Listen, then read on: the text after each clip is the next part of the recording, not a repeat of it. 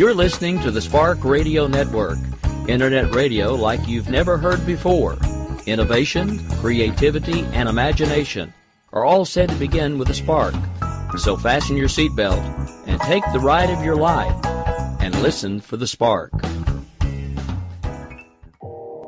You are listening to KLRN Radio, where liberty and reason still reign.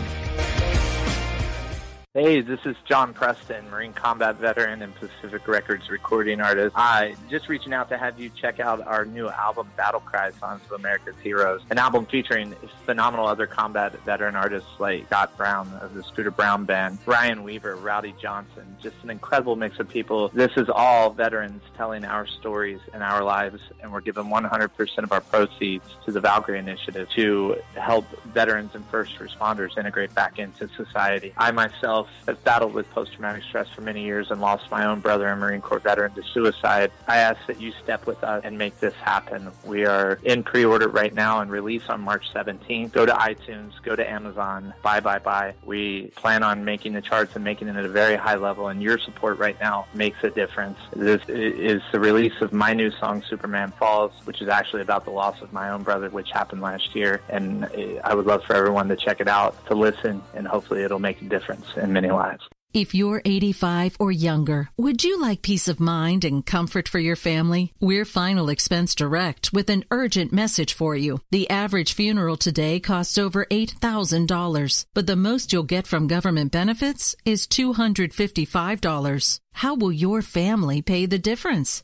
We can help. Our senior plans start as low as just $1 a day and pay up to $30,000 for a funeral and other final expenses. Peace of mind is easy. There's no medical exam. You'll have lifetime coverage, and your plan can't be canceled as long as you pay your premiums. Call now for free information about our senior plans. Answer a few simple questions and receive approval right on the phone. Plus, call right now and we'll give you a discount prescription card for free. Call 800-553-8687. That's 800-553-8687. Again, 800-553-8687.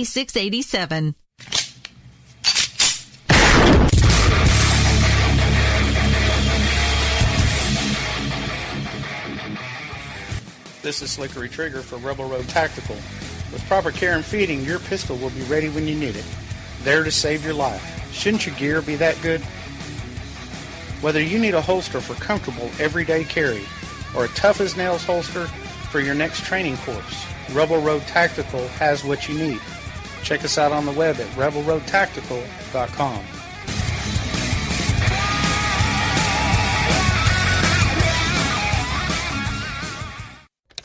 Sometimes riders feel lost, unsure why a passage may not be working. It takes another set of eyes to help us nurture our writing into full maturity. At Black Wolf Editorial Services, we strive to enable writers to develop and grow, offering manuscript critiques and line edits through a mentoring editorial style. We also offer assistance on generating a writer's bio for your websites. Black Wolf Editorial Services, nurturing your writing into maturity. For a full list of services, visit blackwolfeditorial.com.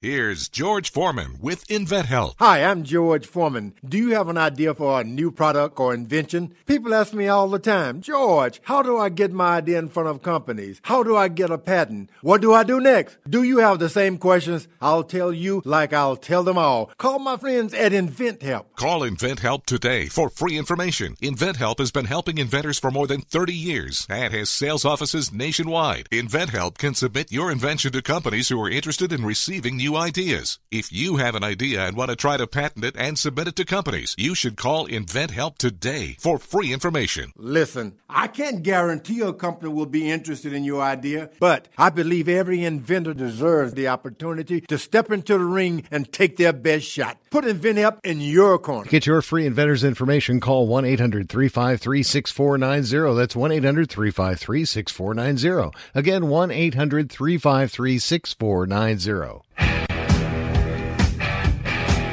KLRN Radio has advertising rates available. We have rates to fit almost any budget. Contact us at advertising@klrnradio.com.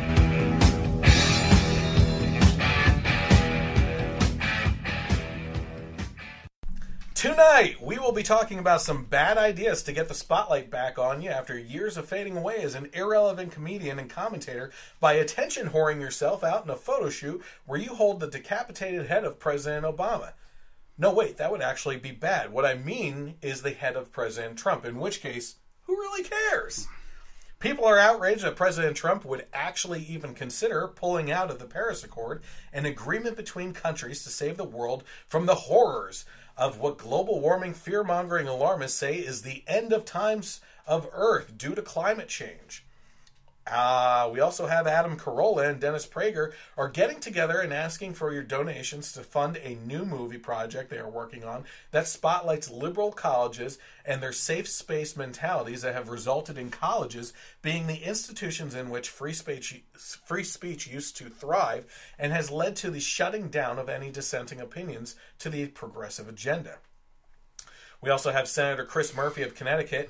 He's pretty mad and wants you to understand that the Obamacare system isn't failing and that President Trump is sabotaging it. That's all well and good if you are able to take things at face value with politicians. I, however, am not that type of person and of the belief that maybe you should do a little homework on the issues and get the facts. Oh, look at that. We actually do have the facts for you tonight.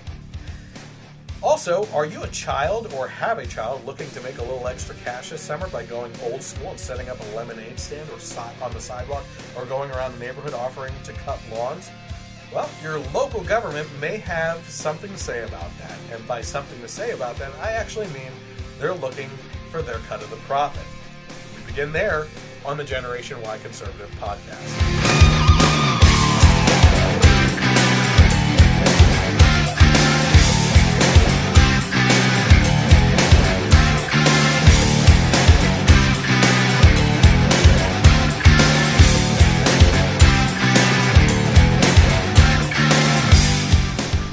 Everyone, welcome to the Generation Y Conservative podcast, where the truth is greater than agenda, or our new tagline, we don't assume anything. So you can also follow me on social media by looking for the Generation Y Conservative on Facebook, which you might be watching right now with Facebook Live.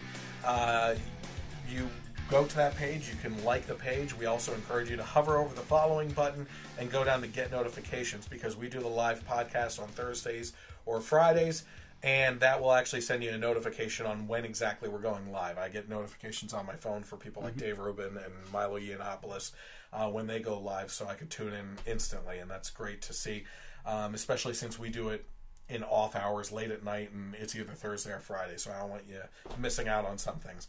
You can also find me on YouTube, which is even more important because the HD audio and video versions of these podcasts go up on there, as well as some other interesting material that we'll talk about in just a second. What I want you to do with that is subscribe to it and then hit that little bell on the YouTube page, on the homepage for me, because you'll actually get notifications when we publish videos on that page as well. That's really important right now because YouTube, being a subset of Google, and Google being a pretty liberal company, it's not a conspiracy theory. They're shutting down the opinions of conservatives on YouTube and hiding those in search results so that they don't show up. So if you want that kind of content, I would encourage you to go, not only do it to my page, but everyone that you follow, go and hit that little bell so you get notifications when someone publishes a video on a page that you like. You can also find me on Twitter at GenYConservative without the E on the end, where you can interact with me, get involved with questions and comments and everything. The audio version of this podcast is available on Google Play, Stitcher, and now iTunes, which is put there by KLRN Internet Radio, which you'll hear this podcast rebroadcast to on Sundays from 3 p.m. to 6 p.m., where you'll find the show there as well. So I want to welcome back Mike, who's sitting with me right now. Yep. He's been on the last couple podcasts. And has been a real trooper because he actually has to drive quite a distance to come out here and do this with me in the bunker. I think I said to you earlier, it's not too hot out tonight. It's actually a really nice temperature here, and we're not being attacked by massive bugs or anything like that. Yep. So it's actually working out for us. We spotlight charities every month, and we go through different details of that charity throughout the month. Now, last month, we focused on a charity called the Allentown Rescue Mission, which is local here to the Lehigh Valley in Pennsylvania. And they focus on men's issues, men's rehabilitation from drugs and things like of that nature, and they're homeless in most cases. There's a lot of things that go into that. This month we're actually focusing on women's issues, and that being an organization called the Truth for Women. Now, the Truth for Women's mission is providing restorative care for sexually exploited women and increasing awareness. Their vision is for a community free of sex trafficking.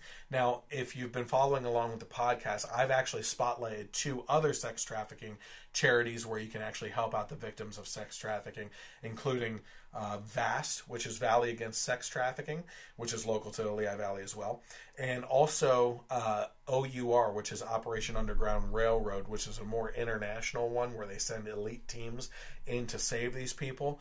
But this is just one more organization for you to consider donating money to or volunteering your time for that I believe is worthy of your donation and time.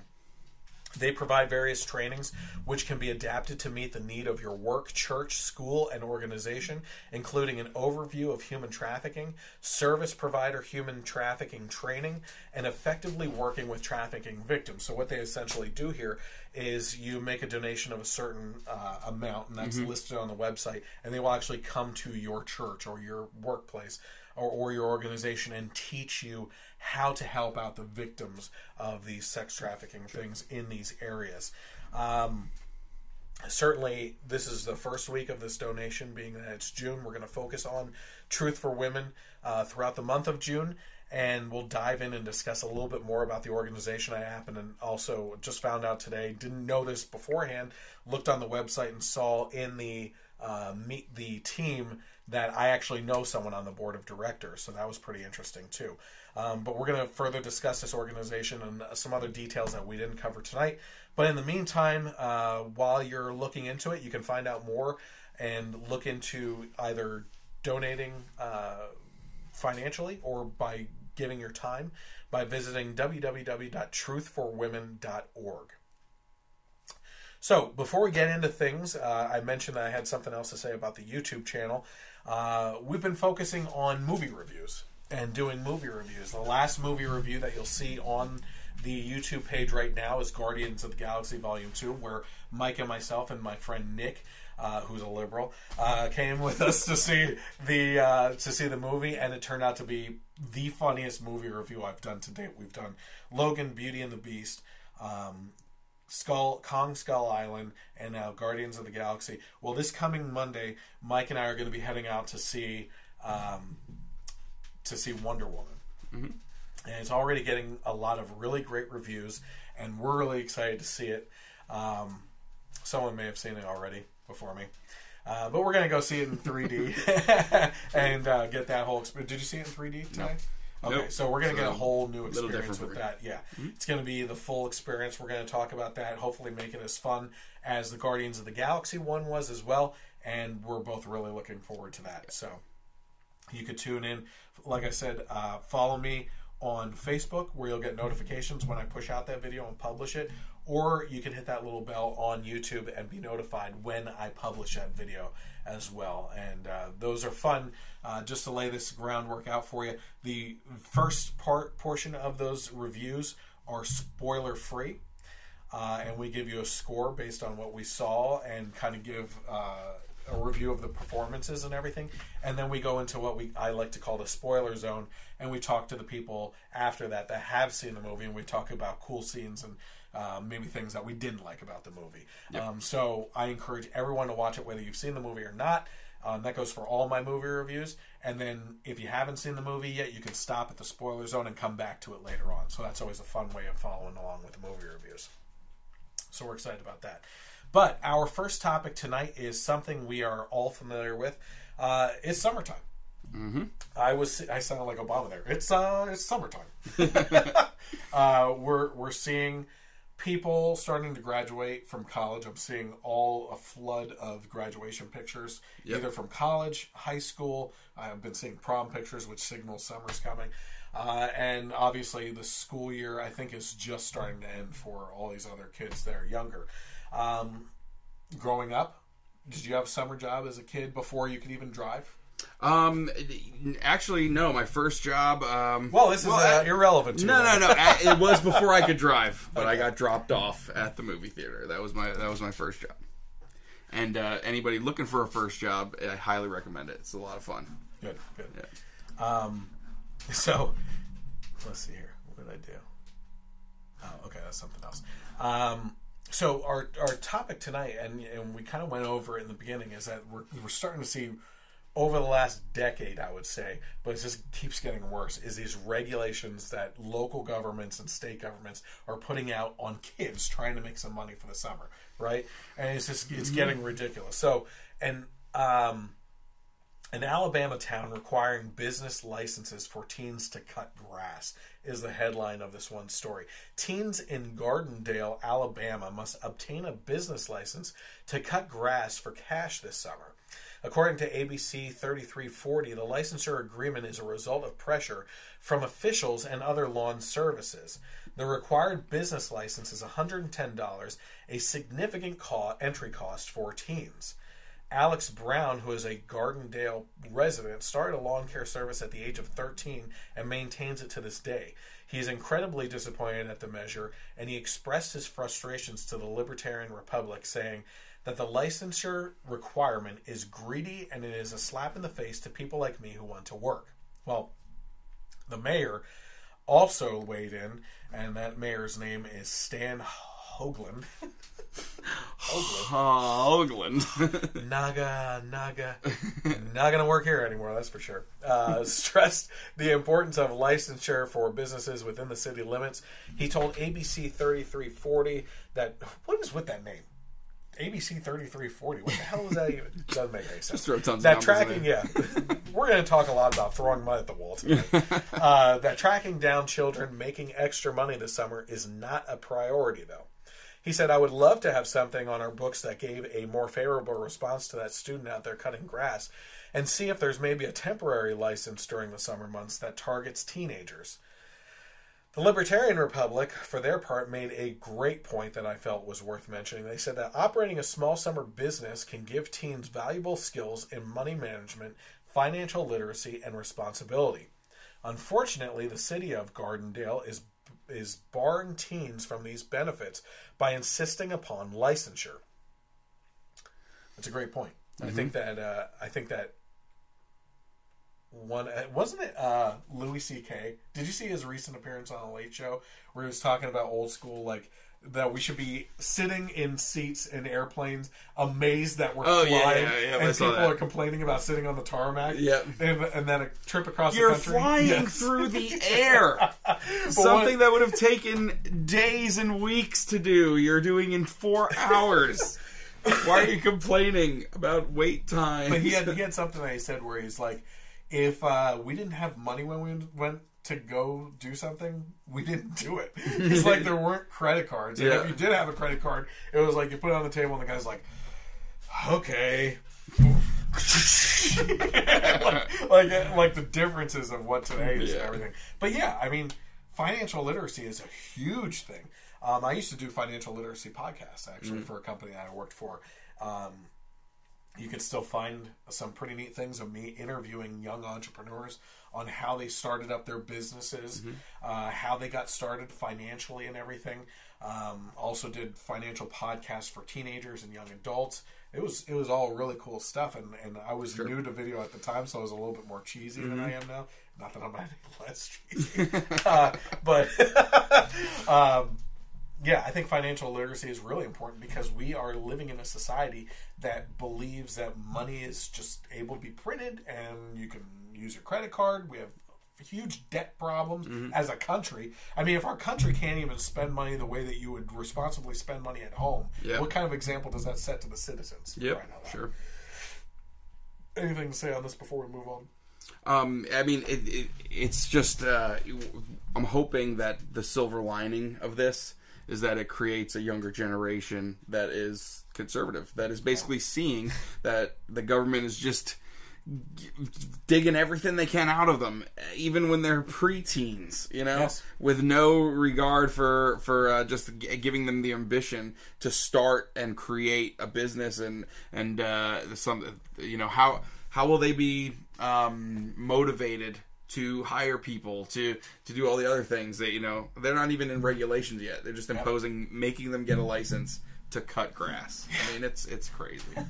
So we're actually going to get into a little bit more on with that mentality and how this is going to stifle that a lot by some of the fees that people might incur while trying to start up a simple business as a teenager. So I said, you know, this is actually far from the only example of instances like this in regards to kids and their small entrepreneurial ventures. In the summer of 2015, Overton, Texas, made news when sisters Zoe and Andrea Green had their lemonade stand shut down by local police, despite negotiations and an officer waiving the $150 city permit fee. The stand remained closed because of state regulations on refrigerated beverages. This is just one example of an abundance of stories over the last decade.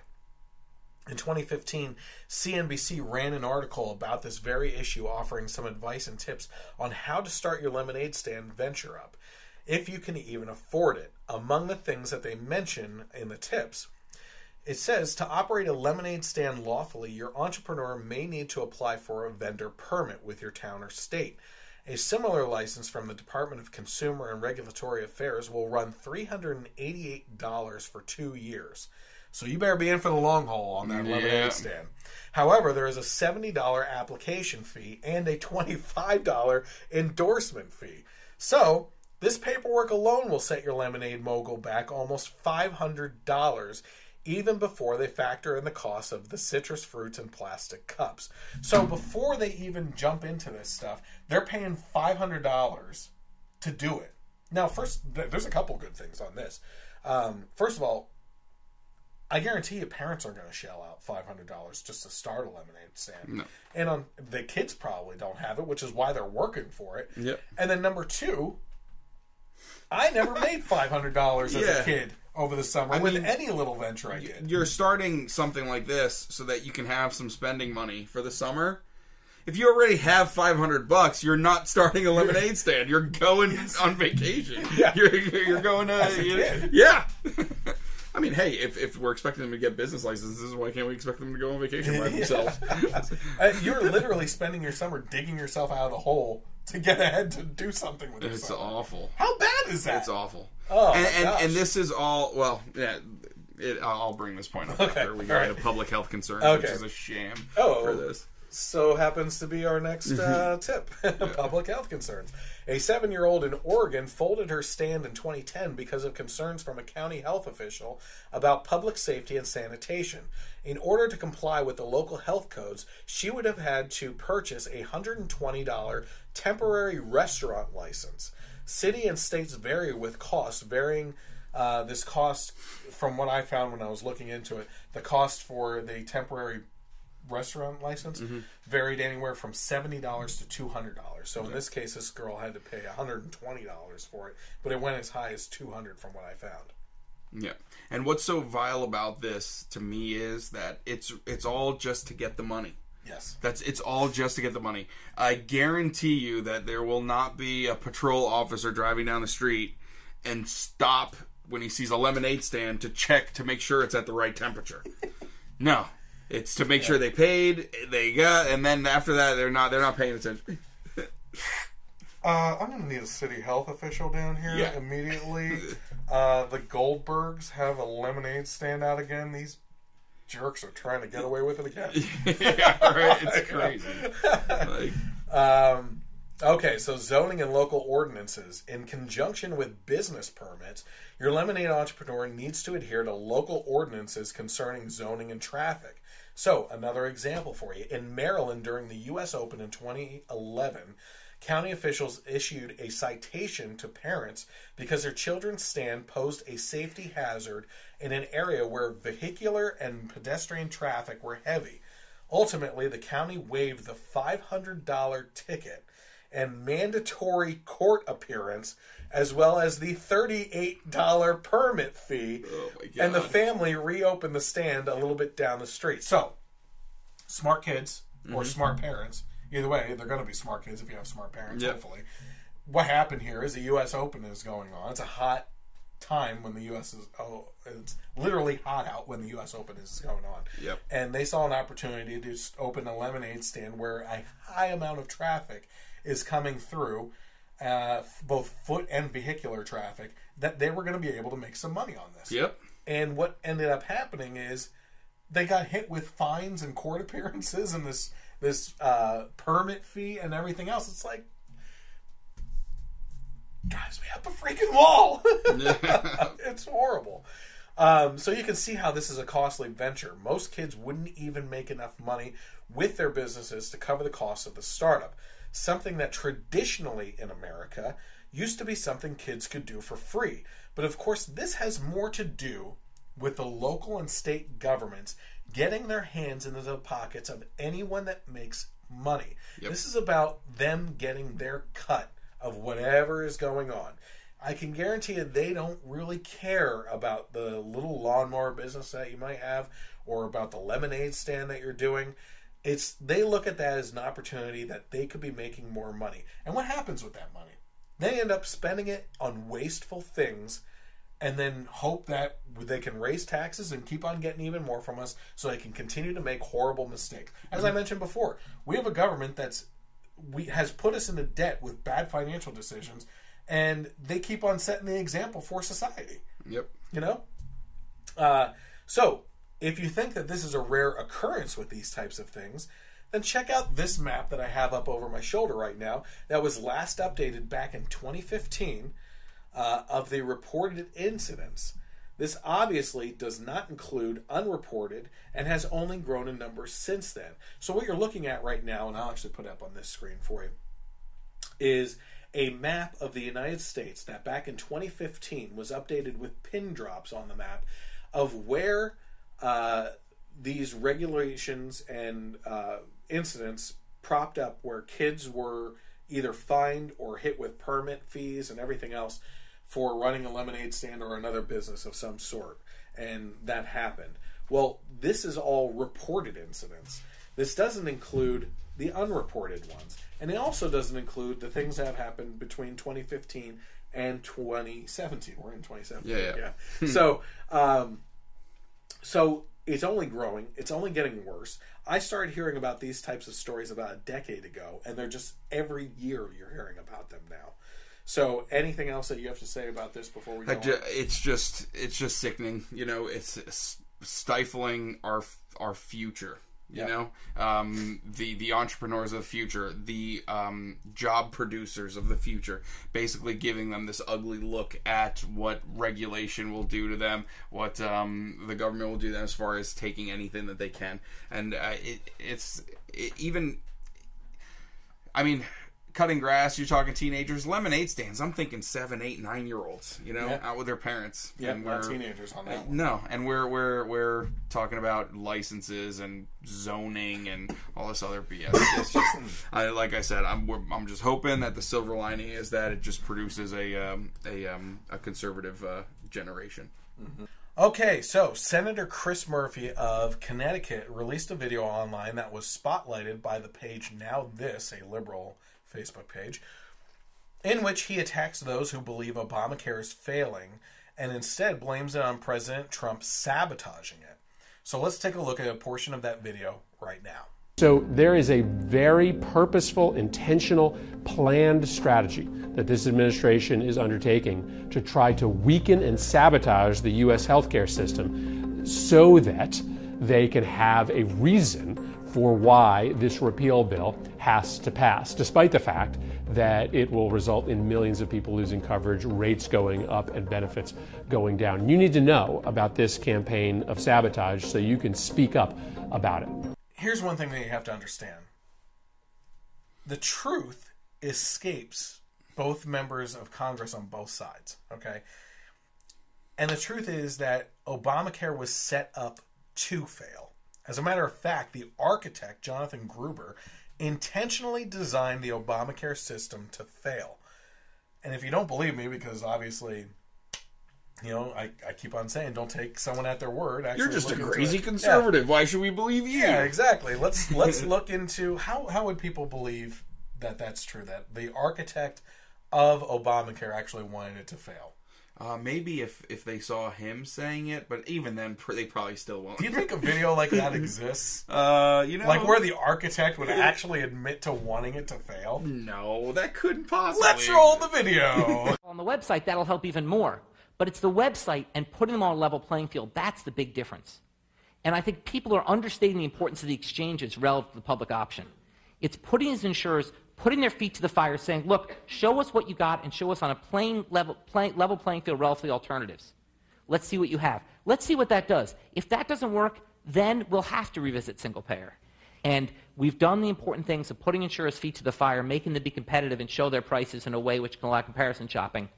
Let's see how that works. If that doesn't work, then we're going to have to revisit some kind of single payer system. This bill is the last best hope for private insurance. That's it. If this bill does not work, if we cannot ultimately control healthcare costs under this structure, then we have to rip it up and start over. It's very important to recognize the fallacy of something I frequently hear, which is, well, if Obamacare fails, next we'll go to single payer. That is absolutely backwards. Every single health reform effort moves to the right. Okay? And basically, if you like single payer, then Obamacare has to succeed. We just took a look at Jonathan Gruber himself, the architect of Obamacare, basically saying the reason why that what they were shooting for was a single payer system. Now, a single payer system, just for those that don't know, is the language that they use for universal health care. Yep. Okay, what they have in Europe, in the UK, and Canada, and everything else, which is what the left really wanted out of Obamacare, and what the right fought against, and what we ended up with was Obamacare. Now, why would Jonathan Gruber, the architect of Obamacare, want the Obamacare system to fail? And this is where it gets a little educational for people. Now, I used to work with you at T-Mobile. Yep. And that was 2011. It was around that time. And it was starting to come in, Obamacare. Mm-hmm. I'll never forget that day. Yeah. Sad. What the hell happened to my paycheck? Oh, my health care went from $83 to $165. That's what happened. So every 2 weeks. Now, the interesting thing is, I've been touting what I'm about to say, which I believe should be educational for a lot of people, even people on the right, about what Obamacare was set up to do and what the ramifications were from it since about 2008 when it was being introduced, because I saw the writing on the wall. Now, I remember talking to people like Kurt and Seth at T-Mobile. I might have sparked a fire. I know that Seth was into politics, but I think I hit a button on him that just turned it on, and he was all about it from then on. Yeah. But that, regardless, put that aside. I was telling them about what the ramifications of Obamacare were going to be, because they, Kurt at least, believed that it was going to be a good thing. I had a friend, Nick, who didn't understand what was coming, who they all thought I was like a crazy conspiracy theorist type guy on what Obamacare was going to mean for the nation.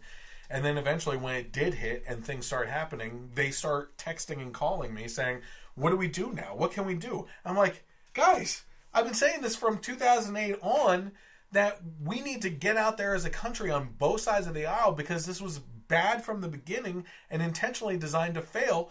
You're seeing so Senator Chris Murphy in this video here said that the failing of Obamacare and the implementation of Trump's plan was going to raise premiums, raise deductibles, and lower health care coverage, right? That's exactly what happened under Obamacare. Millions of people lost their insurance. It was basically a washout, with the people that didn't have insurance getting insurance, and then everyone else that lost their insurance fighting for something because they didn't fit within certain guidelines. You also had skyrocketing premiums, higher deductibles now, and when you introduce more people into the healthcare system, it's going to crowd that space even more and reduce the length of time that you have with your doctor and increase waiting times to see doctors. Now, that is not me putting down being able to help more people. That's just a fact of supply and demand and what happens with that. So, on top of the skyrocketing premiums and higher deductibles and millions of people losing their health insurance, now the healthcare system starts getting bloated as well on top of that. So the question, though, is why would Jonathan Gruber and people on the left in Congress, maybe some citizens, I don't bash citizens because I don't believe that that's right. I believe that the people behind pushing these types of bills are the ones that stand up to the criticism. Why would they want Obamacare to fail? Well, here's a little lesson for you.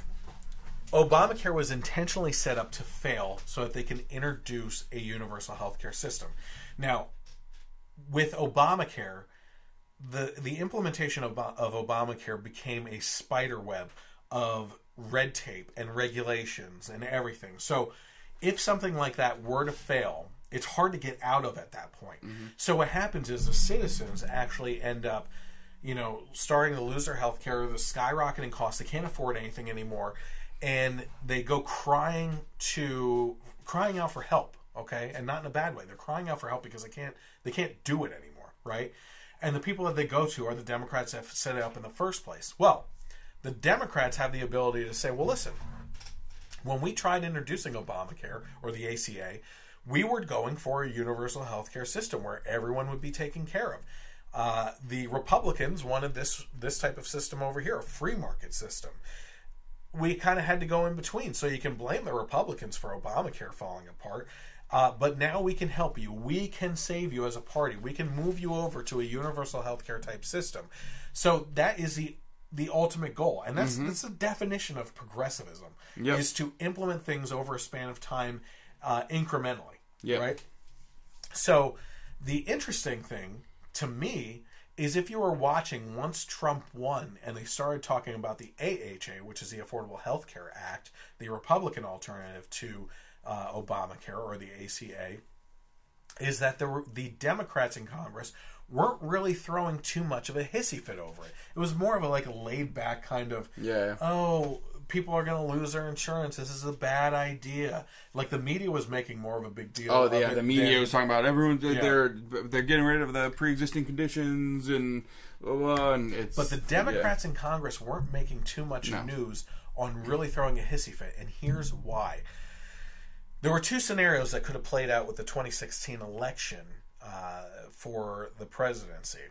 If Hillary Clinton had won, they would have had a Democrat in office that once Obamacare fell apart, and it was designed to do so, to move to a universal healthcare system, they would have Hillary Clinton, who back in the 90s under her husband's administration was the first before Obama to introduce a universal healthcare type system. Now, she would be in place as the person to move people over to a universal healthcare system. And the Democrats would be the savior of their own plan that fell apart. But the alternative scenario actually played out, and a Republican president came into office during the time that Obamacare was falling apart.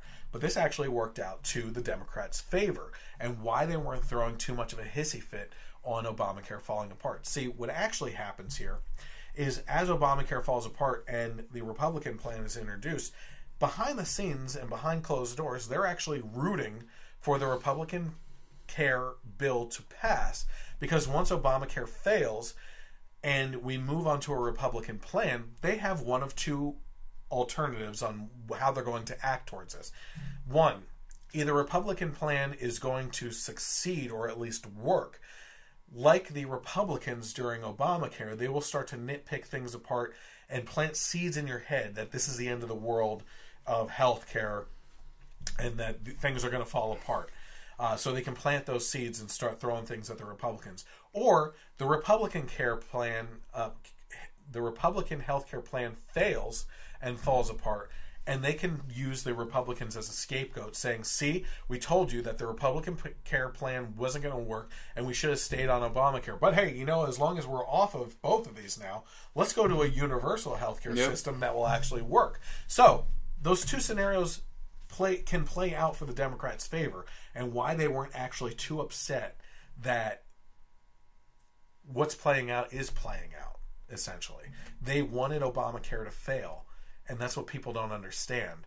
the idea of progressivism is to incrementally introduce things to ultimately get to the goal. And the goal in this case for the Democrats is to have universal health care. And they can get to that by many different roads now.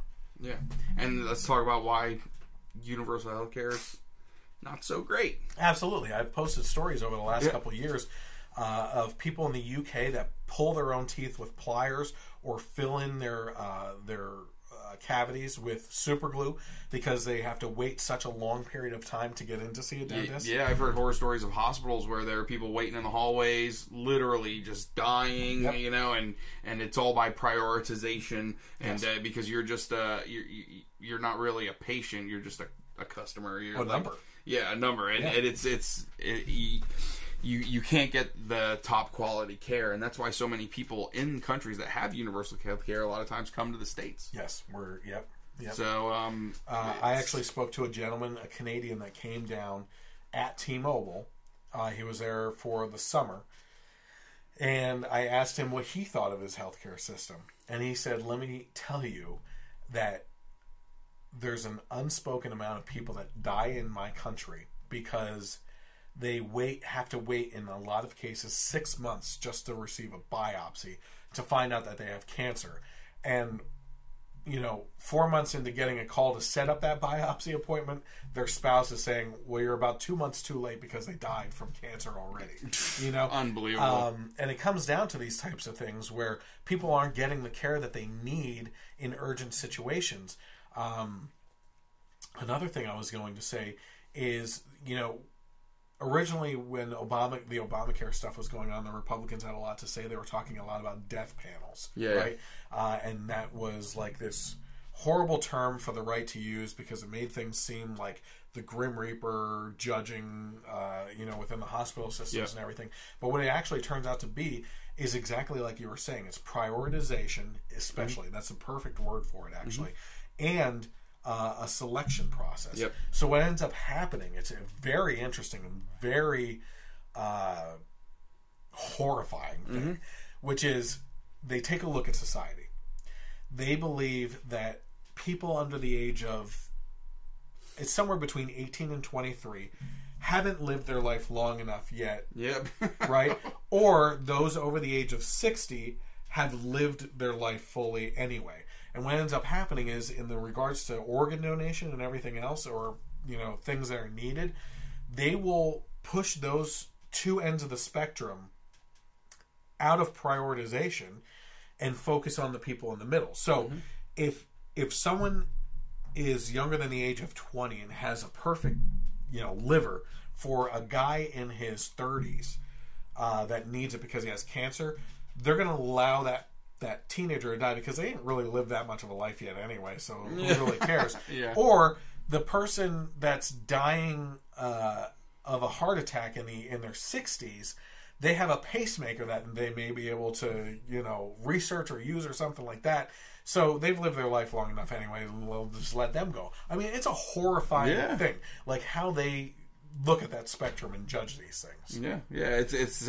It's really abhorrent that systems like this exist. It's funny that they call it health care. Right, I know. It's health don't care. Oh, I'm sorry, Mrs. Jones. You have a lump on your breast? Well, you're 72, so get to the back of the line. We don't give a crap. Yes, exactly. It's just crazy. Yeah, it's pretty bad. Yeah. Okay, Adam Carolla. He's best known for his wildly popular podcast. Adam Carolla and Joe Rogan have probably the most successful podcasts out there.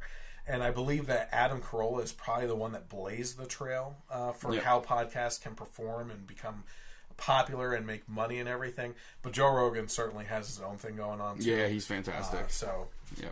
And the great thing about Joe Rogan is his willingness to have anyone come on as a guest, whether it's a political guest and you're on the left or on the right, or if it's something totally different, sports, actors, whatever, and always having an open mind to hear people's viewpoints and where they're coming from, respectfully disagreeing, sometimes not respectfully disagreeing. Sometimes condescending, but in a funny way. It's always funny. I have seen him talk to people and go, BS and actually using the word and going, you don't believe that. Yeah. Come on. Yeah, like he has called out some people big time on it. Yeah. Like he's had especially Jesse Ventura. With the conspiracy. Oh my god. But I mean, he's had on Alex Jones and Milo Yiannopoulos and Dave Rubin, but then he's also had on like Cenk Uygur from Young Turks and the girl too, Anna Kasparian, I think her name is. But on that channel, but he has everybody on, and I think that's really great about his channel. I agree with that. And also, if you have the resources to pull those types of individuals, like, they're not going to come on my bunker. Down to my bunker here. What? Come on. Barely want to drive out from wherever the heck you are. Bethlehem. Yeah. We're not going to tell you where we are right now. Right. So now, if you're our age, you also know Adam Carolla from The Man Show. The Man Show. Oh, man. And that featured actually Jimmy Kimmel, who has his own late show now. Back in the day. Yep. And I think that's kind of interesting. Oh, yeah. They've just kind of like diverged. Jimmy made a hard left and Adam made a hard right. But they're still, from what I've seen, friendly. Adam's been on the show even recently. And, he's a writer for the show. I don't know if he's still a writer for the show. But, I actually just recently watched some old episodes of The Man Show. And I'm watching, I just on trampoline. Oh, my God. Red. But, I watched Jimmy Kimmel on there, and I'm just like, what happened to you, man? Yeah. What happened? He's so funny. Yeah. But you may also... He's still funny with some things when he's not being political. Yeah, exactly. You may also... His man on the street stuff is really funny. It is. You may also know Adam Carolla from the Loveline show with Dr. Drew. Mm-hmm. And actually, Adam and Dr. Drew's show is a podcast that they continue today. Yep. But Loveline was always funny. It was hilarious because they were talking about teenagers would call in about their love triangles and different things and all these STDs, what they should do. And Dr. Drew was always very serious and took it very seriously. And then Adam just blew up with the jokes at the people. Yeah. So it was always funny. Anyway, Adam Carolla is actually teaming up with Prager University's Dennis Prager to do a crowdfunded movie about college campuses. Now, the title of the project, which is actually a documentary, is called No Safe Spaces. As of this morning, when I wrote the script for this, they are up to $157,000 of its $500,000 goal. They said on the page, it's an Indiegogo page, that we're not making this film to solve all of America's problems, but we are making this film to wake the country up to the fact that we've become a place that's no longer adult enough to discuss ideas. And there's no more dangerous place to talk about ideas than on college campuses. The site also features various No Safe Spaces items to purchase, such as a No Safe Spaces coloring book, which I find hilarious because this is like the cathartic thing for liberals nowadays is adult coloring books. Well, I mean, they are basically, especially college kids, they are grown babies. Oh, yeah, absolutely. So, and a lot of adults are just... Yeah, they get in there. Well, the Confederate flag thing last week, you can watch that clip as well on YouTube. There's also a t-shirt featuring the word college with a pacifier right underneath it. I might buy that. Yeah. And a Utopian University diploma. All it takes is a $25 donation to receive a digital copy of this film when it comes out. And it looks like that will be released in 2018 during either the spring or summer. So let's take a look at that trailer right now. The University of Tomorrow is here, a place of discovery, tolerance, and acceptance. We prepare our students for tomorrow's workforce by helping them discover their true gender, sexuality, and racial identity. We judge people based on racial origin and history of oppression. We call it the progressive stack. I'm Black. I'm Hispanic. I'm Asian. I'm a student at Utopia University. This university was created so I could be me. Unless I don't want to be me, then I can just be somebody else. You can pee next to me. Our campus is inclusive and recognizes the needs of all students. Except the Jews. Our commitment to diversity means that nobody graduates until they think just the right way. At Utopia University, there are no violent words to hurt me. I will punch you if you're a fascist. I'm going to be the next Che Guevara. We speak out against privilege. We've checked our privilege. Welcome to Utopia U. A wonderful place to learn that everything your parents taught you is wrong. It's all here at Utopia U, man. It's not based in reality. It's based on your reality. Wait, hold on a second. That campus doesn't really exist, does it? That doesn't even look like parody to me. You could run that after Don Lemon's show on CNN, and it would just play like a commercial. As a matter of fact, I don't know why we focus on skin color, gender, sexual proclivities. What's that have to do with anything? It should just be all ideas. That's why Dennis and I are hitting the road in this movie. It's called No Safe Spaces, and there'll be no campus that'll be safe from our wisdom. The epicenter of free speech was always college campuses, the very same place that advocated, fought, and a couple of people actually died at Kent State for free speech. Now are shutting down everybody who disagrees with them. Bill Maher doesn't want to go to campuses. Liberal comedians don't want to come to campuses and tell jokes anymore. That's how bad it's got. The best time in your life is supposed to be college. Didn't anyone see Animal House? But instead, we're wringing our hands and fretting. We have a group of insanely miserable people who are just hammers looking for a nail. If President Trump could just build a wall around the campuses and keep everything in the campus, that would be fine. But this horrible childlike adolescent attitude is spreading into society. The reason Dennis and I got together on this project is because he has more wisdom than anybody I know, and I'm funny. Look at it this way. Your dog's sick. You need it to take an antibiotic. If you hand it the antibiotic, that's Dennis, it spits it out. But if you mash it into a little hamburger meat, it laps it up. It gets the medicine, and it thinks it's having a good time and enjoying itself. But we can't do it alone. Movies are expensive, and we don't have a lot of time. It's a movement, and a movement is not one old Jew and one middle-aged Italian guy. Go to nosafespaces.com and join the movement. And if you donate, Dennis is going to take you on one of his exclusive cruises. No, actually, he's not going to do that, but I'll tell you what. While he's on one of his cruises, we can go ransack his house. We'll be drinking beer, Manischewitz, ride his turtle, smoke his cigars. It'll be awesome. All right, so one of the things I want to point out, you look surprised, sorry. What? What do you want to point out? What are we talking about? Did I wake him up? One of the things I want to point out on that actually is that something that he said, which is that college campuses, especially like places where people lost their lives, Kent State, for free speech. They were the bastions of where free speech would happen. Students were always encouraged to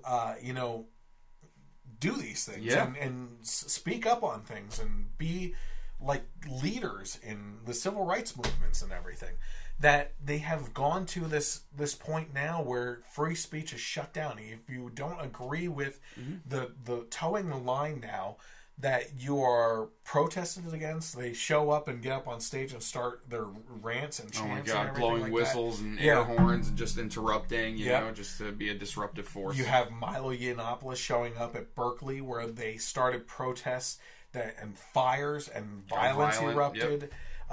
They were destroying property out there and everything.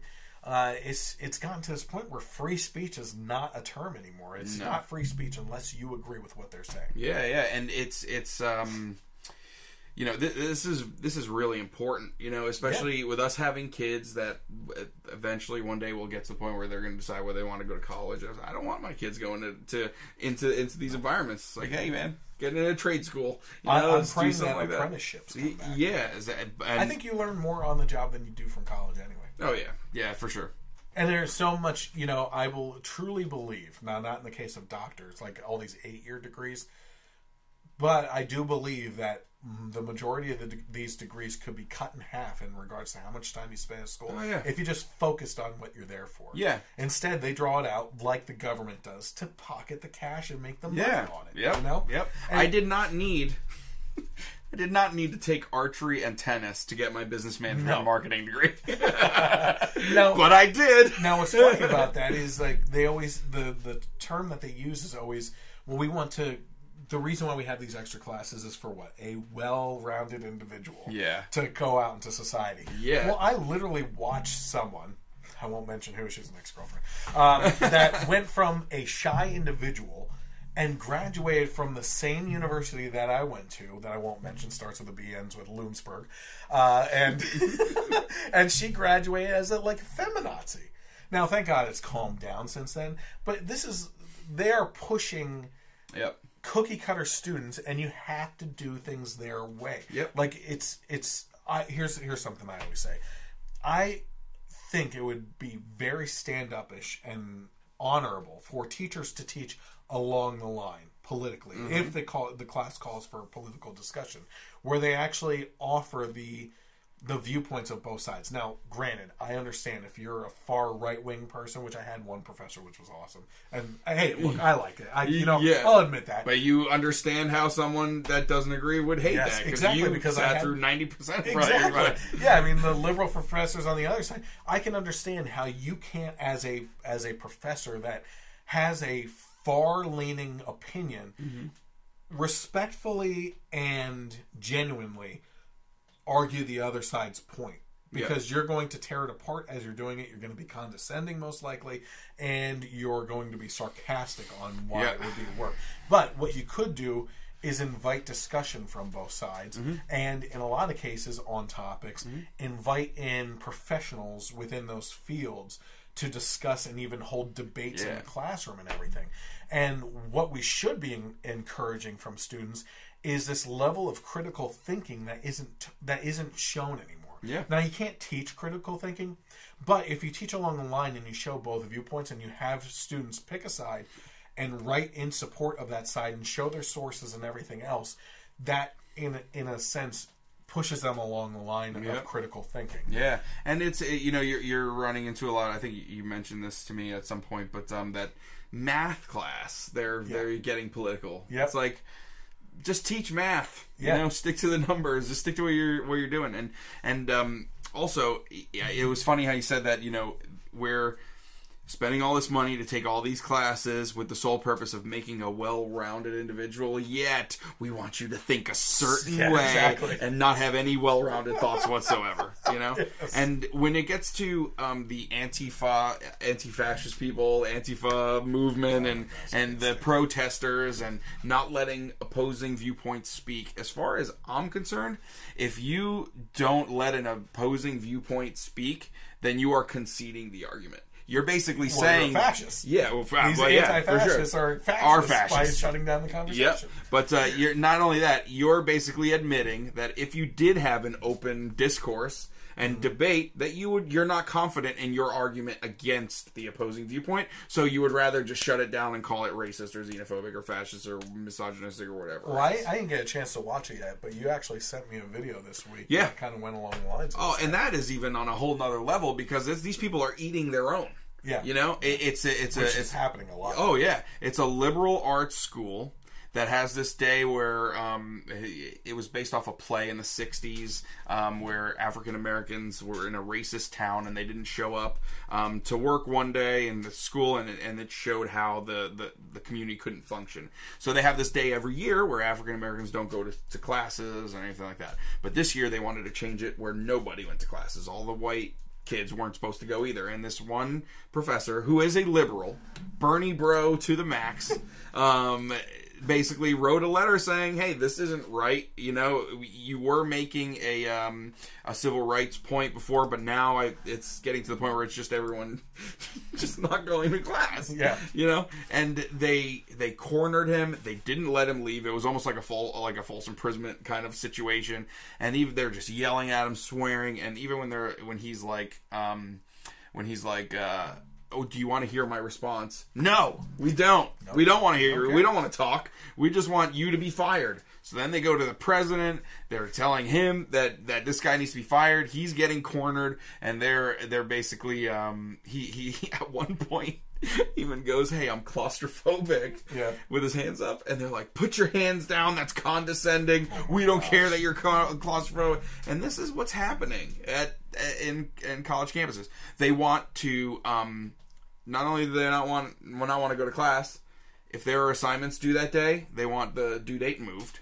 They don't want any kind of penalty on their scores. Because that's how real life works. Yeah. Just get whatever you want. Yeah. And this also, I feel like, also goes back to what we talked a couple of podcasts ago about how kids are being raised too. You don't get the belt anymore. No. I listened to that podcast over of our personal stories. I was cracking up. It's funny. I mean, I'm still afraid of my dad. But never was abused. Anything I ever got, I deserved. And these kids deserve a lot. Never abused. Yeah. Well, they wouldn't consider it that if you told them the stories. Yeah. Oh, God, yeah. But, kind of along lines of that, I also posted a video this week where it was really interesting that these black students basically started a huge protest in the school calling for the firing of all the white administration, the president of the university, the professors and everything. Yep. And I sat there and I watched what was happening because I watched this liberal professor woman up on the podium trying to discuss with them, and they were shutting her down exactly like what we want to hear you, right? And when I'm sitting there watching this, and all I could think was, you have wrought what is coming to you, right? Mm-hmm.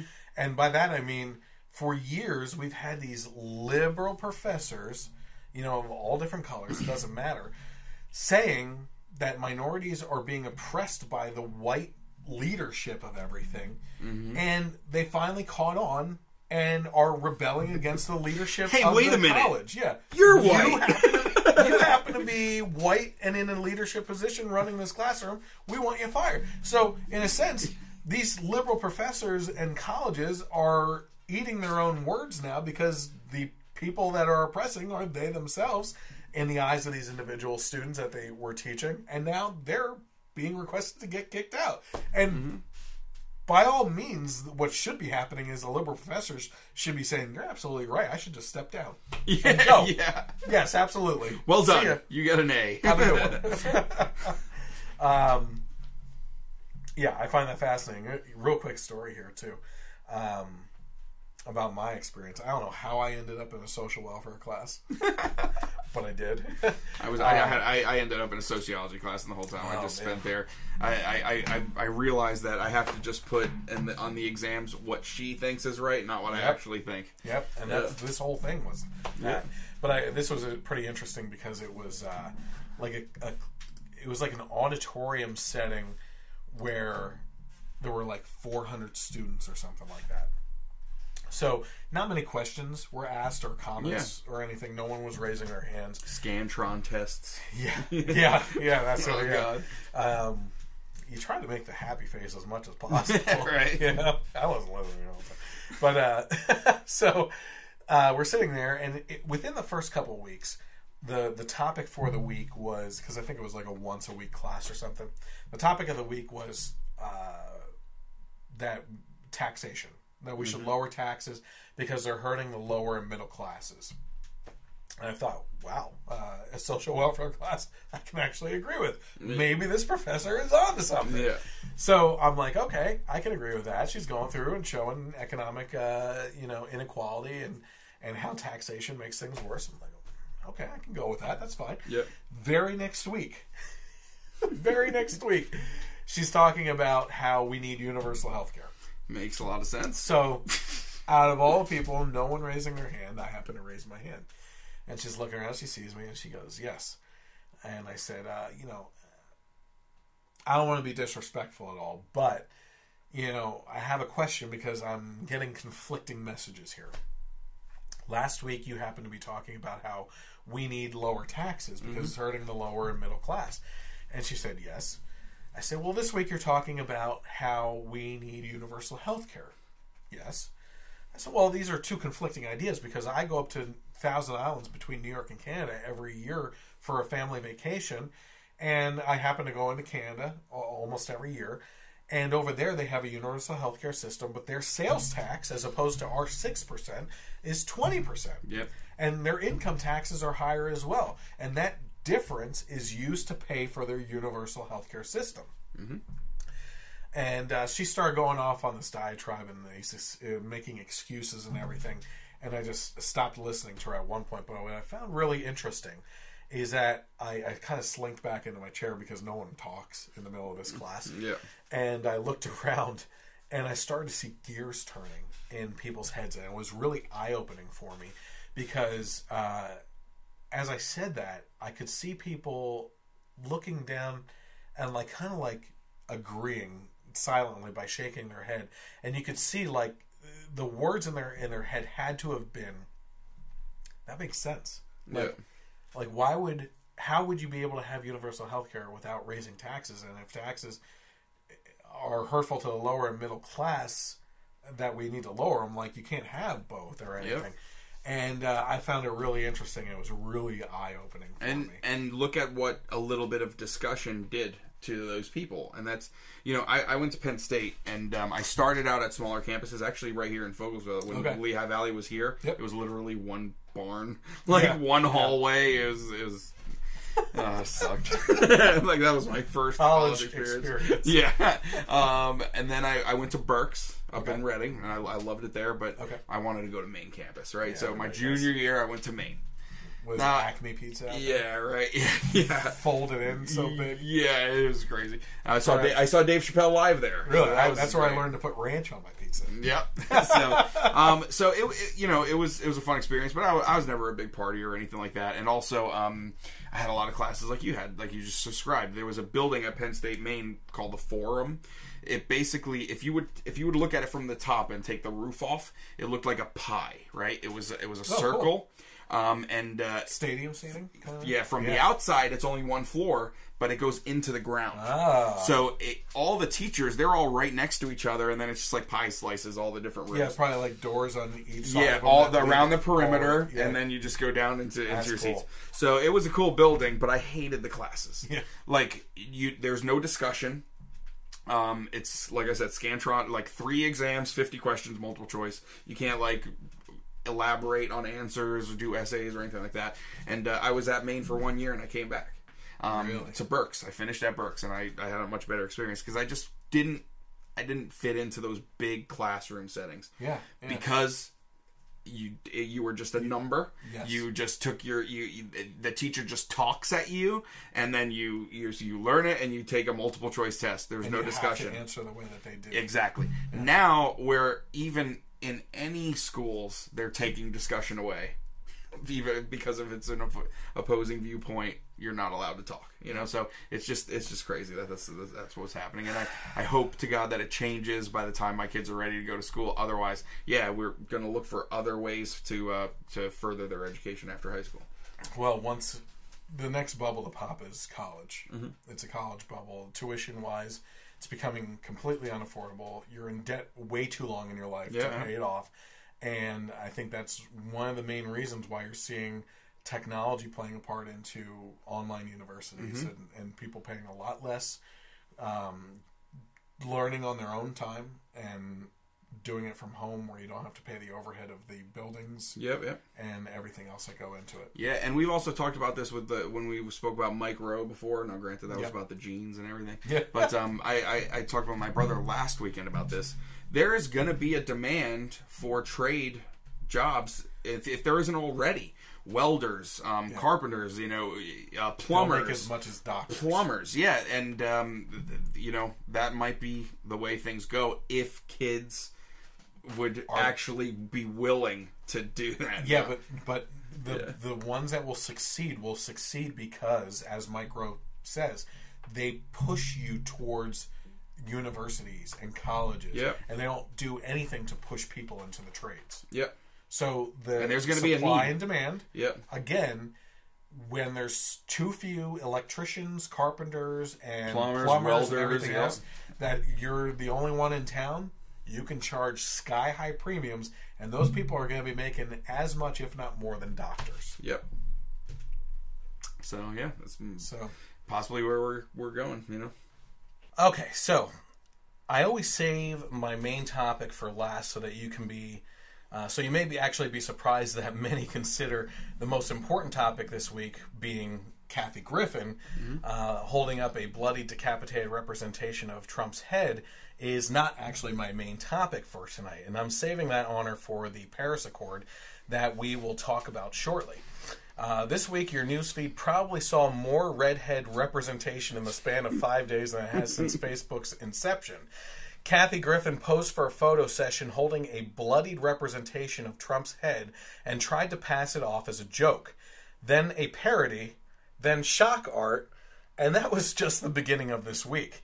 It got crazier and more muddied from there. Here's a video of the photo shoot that lit up the internet in outrage.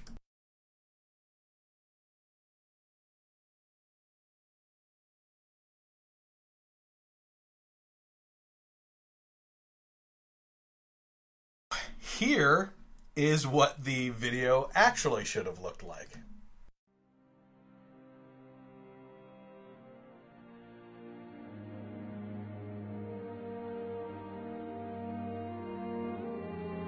That's a more truthful representation of what Kathy was actually intending to do with the video. This was all a publicity stunt. It was put together to pull that spotlight back towards her, as her career has been fading for years. No one is respecting her as of late. And besides a couple of cult followers that think she is an edgy person and a symbol of the feminist and LGBT community, there's no one that really... I don't find anyone that's going crazy over Kathy Griffin. No. You know? I mean, we're talking D-list is a compliment. I mean, Yes. that's thinking pretty highly of her, Yeah. to say she was a D-list celebrity. Yeah. So the video immediately went viral and sparked outrage. Even the majority of those on the left felt it went too far. Though the majority of my friends that post the shortcomings of the right and horrible things that they do, somehow they neglected to mention this video at all and have disdain for Kathy's shenanigans. And I find that pretty weird. Yep. Kathy posted an apology video that night that was, needless to say, short on actual apologies. So let's take a look at that, and I'll explain why I think it was short on apologies. I sincerely apologize. I am just now seeing the reaction of these images. I'm a comic. I crossed the line. I moved the line. Then I crossed it. I went way too far. The image is too disturbing. I understand how it offends people. It wasn't funny. I get it. I've made a lot of mistakes in my career. I will continue. I asked your forgiveness, taking down the image, going to ask the photographer to take down the image, and I begged for your forgiveness. I went too far. I made a mistake, and I was wrong. Okay, so, anything that you have to say about that apology video before I get into it? I mean, taken at face value, she said I was wrong. She said I apologize. She said I see now the error of my ways, blah, blah, blah. But does she mean it? I don't believe she means it at all. And this, I don't know, do you have the clip? The original. The clip from while they were doing the photo shoot? No, but you can mention Okay, it, yeah. So the reason I don't believe this at all is because there is video of her and the photographer looking at the photo and everything, joking about this response exactly. Saying, oh, we're going to have to get our lawyers. We're going to go to federal prison. You better, apologize to your parents for anything. So she knew. Mm-hmm. She knew without a shadow of a doubt that this was going to have some kind of response. So I don't think that this is a genuine apology at all. And then, from what she did today, was it today or yesterday? It was this morning. That just even goes further to prove that, because now she's taking the responsibility off of herself and somehow it was putting it on Trump in so many directions. It was like she was a stormtrooper. Yeah, right. And misses everywhere. And you've talked about how you're not the biggest Trump fan, and I think I mentioned this on the first show that I did with you, but I know where you're saying. The left's opposition to Trump just makes me like him more and more. Like his tweets, when the way he is, he kind of has brought my brother and I were talking about this today too. He's kind of brought this machismo swag back to America. You know what? And so it's stuff like this that makes me like him more than I would if it wasn't there. You know? Anything else on that at all? Well, I mean, we have to discuss if what is more grotesque, Trump's bloody head or her unmakeup face in that apology video. I mean, I don't know which one makes me cringe more. Let me get to that. So I said I took a little bit of a different approach. I don't think her apology was for what she actually did. If you actually listen to the very beginning, and I'm just going to play the very beginning here. Okay, so let's just play it one more time. I sincerely apologize. I am just now seeing the reaction of these images. Okay, so she is apologizing for the reaction to the images. So she's not sorry about anything that she's done. You know, this is all about the reaction. She's not sorry for what she did. She's not sorry that, you know, she didn't think things through. She's not sorry for that she went too far. She's not sorry that she participated in the culture of spreading hate. It's not that she is encouraging it's not that she's sorry that she's maybe encouraging actual psychopaths of society on the left to commit horrendous crimes against the Trump family, which is exactly what the left told us and said of much less incidents under the Obama administration.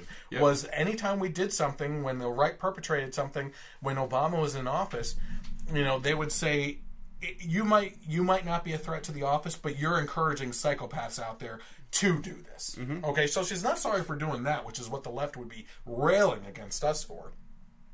She is sorry that there's a negative reaction to her, and specifically towards her, because of her career. Yeah, that's all this is. Yeah, you know, and then career exactly.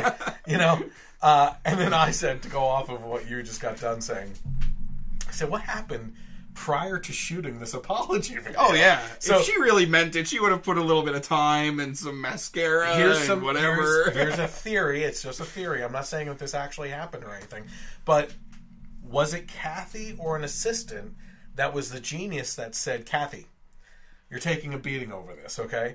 So let's forgo the makeup on the apology video and make you look like one of those citizen underlings. You know, be one with the people, Kathy. Yeah. Was there another nixed video where she was wearing makeup? Did it go through a process of like, which one's going to play out a little bit better here? You know, regardless, this video and apology were all around fails in my mind. You know, honestly, I'm wondering if she should have even apologized. I don't know. If she was going to do what she did today, why should there have been an apology video to begin with? Yep. You know, the assistant. Listen, Kathy, we think that if you looked like the 34th, the middle of the country. Yeah. What if we put some black over a couple teeth? Yeah. And put like a John Deere hat on you. Yeah. No. If you look like the 34th Goblin in Lord of the Rings, then maybe people would like it better or something. Oh my gosh, it was horrible. So this obviously didn't play out very well over the course of the week because Kathy's career immediately started to take hits with this career. My career as Anderson Cooper's best friend. Yeah. Well, we're assuming her career. Her comedy appearances were getting canceled around the country. Other appearances were canceled as well, and her position at CNN was let go, or in this case, in other words, basically fired, due to these remarks. I'm sure we are all better off spending our New Year's without Kathy Griffin, possibly even without Anderson Cooper, and I would go so far as to say just leave CNN completely off your TV during New Year's anyway. But reactions from fellow comedians started to come in as well.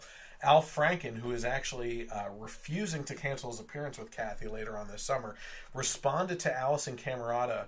What the hell happened to Allison Camerata? Do you know who that is? She used to be on Fox and like a bulldog on Fox, and now she's on CNN and she fell apart. Yeah. And that makes me think, like, how many people are in the news that are just towing the line for camera? And, you know, it's kind of sad. But Al Franken said to her, Kathy's a friend and she's a terrific comedian. Well, we can't trust you, Al Franken, right after that line. But he said, but this has had no business being in our public discourse. She actually begged for forgiveness, and I believe in forgiveness. Unless, of course, it's forgiveness of someone on the right that disagrees with him. Sure. Like, Al Franken is among the worst right now. Yeah. Did we talk about Al Franken's new book coming out? We didn't go over that at all? Because it would have been within the last couple podcasts that you were on. He's writing a book. I kid you not, the title of it is Al Franken, a Giant of the Senate. Oh my God. He is among one of the worst people in all the congressional hearings I have to sit through to watch, like how they're ripping into the appointees. The appointees, yeah. I mean, I had to watch them just to see what they were saying. He's in it. Betsy DeVos and the things he said on that, which were incoherent. I mean, literally incoherent. You had to go back and listen and pause and try to figure out and decode what he was trying to say. And even once you did that and put all those sentences together, you're like, what is this guy smoking? Yeah. Yet there will be a 5-second video of him saying one thing and be like, and then all on the liberals Facebook, share. Al Franken rips apart Betsy DeVos. The other one that he did was the who was that big? Oh, the Supreme Gorsuch. Court. Yeah. Gorsuch. Oh man, he was horrible in that too. I thought Gorsuch was great during his. He was fantastic, Yeah. but I digress on that. Anderson Cooper also responded on Twitter with, "For the record, I am appalled by the photo shoot Kathy Griffin took part in. It is clearly disgusting and completely inappropriate." Here's what I will say about Anderson Cooper. He's wrong on a lot of things, I believe, and that's my personal opinion. My opinion is that he's wrong on things. But when it comes to being a reporter, he is among the top dogs. He's very professional in the majority of the things that he does, except for this recent interview. I forget who it was with, where he said to someone on the right, if something like, if President Trump came in and took a dump on your desk, would you say it was the greatest thing ever, or something like that, to basically demean it? Yeah. So he has his moments, whatever, but he's still... Wasn't it him that rolled his eyes at, what's her face, the campaign manager? Oh, Cat... She said something, and he rolled his eyes. Oh, I'm sure. Yeah. I can't even think of her name. Yeah, it's just escaping me. Catherine? Or? No. I can't think of it, yeah.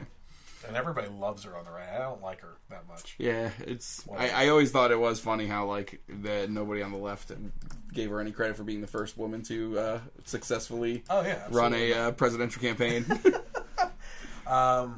So who else was reacting? Well, we also got a reaction from one of my favorite shows, actually to make fun of, The View, which, as I always say, is called The View and not Views for a reason. They also put in their half-cent combined. So let's take a look at what The View actually had to say. Now, keep in mind on this one, this was a longer clip. You can find it on YouTube. It's about an 8-minute clip. I clipped it up, and I'm outright being honest on this, cherry-picked the things that I want to talk about what they said. So let's take a look at that real quick. We always talk about this, but comedians are always in danger of stepping in it at some point.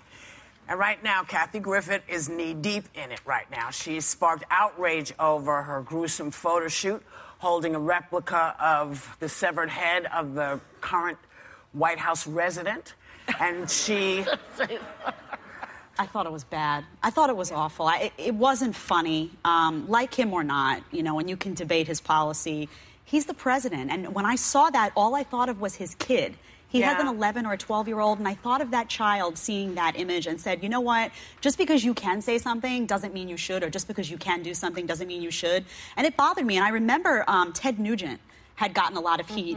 He had said back in 2012, if Barack Obama becomes the next president in November, again, I will either be dead or in jail by this time next year. And when I heard that, I was equally sick to get heat because this president invited him to the White House. But the Secret Service went and checked him out. The Secret Service did their job, and I get it, because this is, like him or not, you can't do this stuff with a sitting president, and you shouldn't. I mean, that was crazy. I mean, I was emailing Whoopi most of the night because I was thinking, is this some kind of weird performance art thing that I just don't get? I'm so offended by it. It's so vile and foul. Maybe it's funny, and I just don't get it. And what did I write you back? You said it's just not funny. Well, that's it's not funny. It's not funny. It was just. Well, there's two things. But I mean, we could discuss and argue whether the joke is funny, but I don't see an actual joke. No, there is no joke. That's why I thought it was no joke. Yeah. I didn't get it. Kathy even admitted that it wasn't not funny. It's not funny. But, Trump insinuated violence against Hillary at a rally one time, if you recall. He said if she gets to pick her judges, nothing you can do. Although the Second Amendment people, maybe there is, I don't know, implying that, someone will shoot Hillary. And so when you talk about the children being upset, well, Chelsea Clinton, who's coming on the show today, that was a little scary for her, too. I remember a really smart therapist I went to who said, when your reaction is out of proportion to the circumstances of the moment, it says more about you than them. Yeah. So the idea that people would spend their days down with Kathy Griffin, we have bigger things in our lives. Yeah. People spoke up. She reacted. Now let's move on. Well, Chris Cuomo this morning made a statement that I have to take issue with Chris because I love him and he's been doing a great job. But he said the comedians today are sort of getting mean-spirited and going over the line.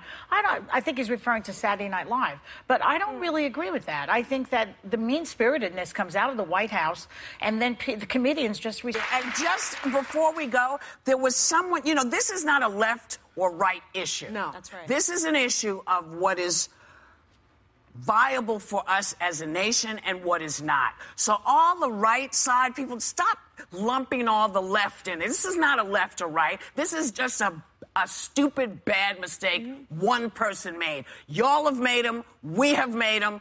We're moving on. There's a lot to dissect there. Just before I forget, because I feel like I didn't write this in the notes, one of the things that they were trying to push in this, which was the blonde woman, is that we have and Sunny, I think her name is. I'm not sure. Sunny's the Hispanic. Yes, she also chimed in on this too, and it wasn't in the clip portion of this. But they were saying that we have gotten to a point in America where people are trying to get people fired and everything else. So exactly what we were talking about earlier. Let's point this out right away. First of all, no one on that set believes that Kathy is being attacked for no reason. Okay? Yeah. Even Whoopi and Joy believe that this was wrong of Griffin to do, which I find fascinating. However... You got to kind of assume that everyone has to have a shred of common sense somewhere deep down inside. Inside that black empty pit of a heartless soul, I guess, that they have. But, however, the lack of self-reflection in these two women specifically, Joy and Whoopi, is astounding to me. The first thing to take notice of is we are talking about a disgusting, insensitive, and vile act of disrespect towards the president. And the first words out of Whoopi's mouth is that Kathy did something that was offensive that involved the resident of the White House. It wasn't her joking around. You could read her face on that. But we can also remember the endless beating over the head by the left for the previous 8 years, that you have to respect the office of the president, and you cannot like the policies, but respect the office. He is your president, but not Trump.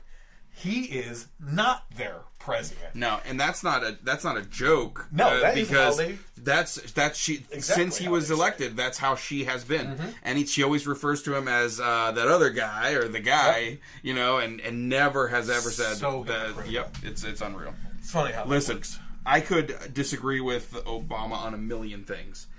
If I met him. If I met any president, I'm honored to meet you. Yes, you led our country, and even though we disagree, I would be honored to meet any president that we've ever had. And I would be respectful to him. Yep, absolutely. Yep. Look at all the things I've said over the past 8 years, ripping apart his policies and the things that he said and everything. I would be exactly like you said. I'd be honored to sit down with him. Have a talk with him and in a respectful manner, and if he asked me for my true opinions on some of the things, I would give them to him, but I wouldn't be disrespectful of how I approach those topics. Secondly,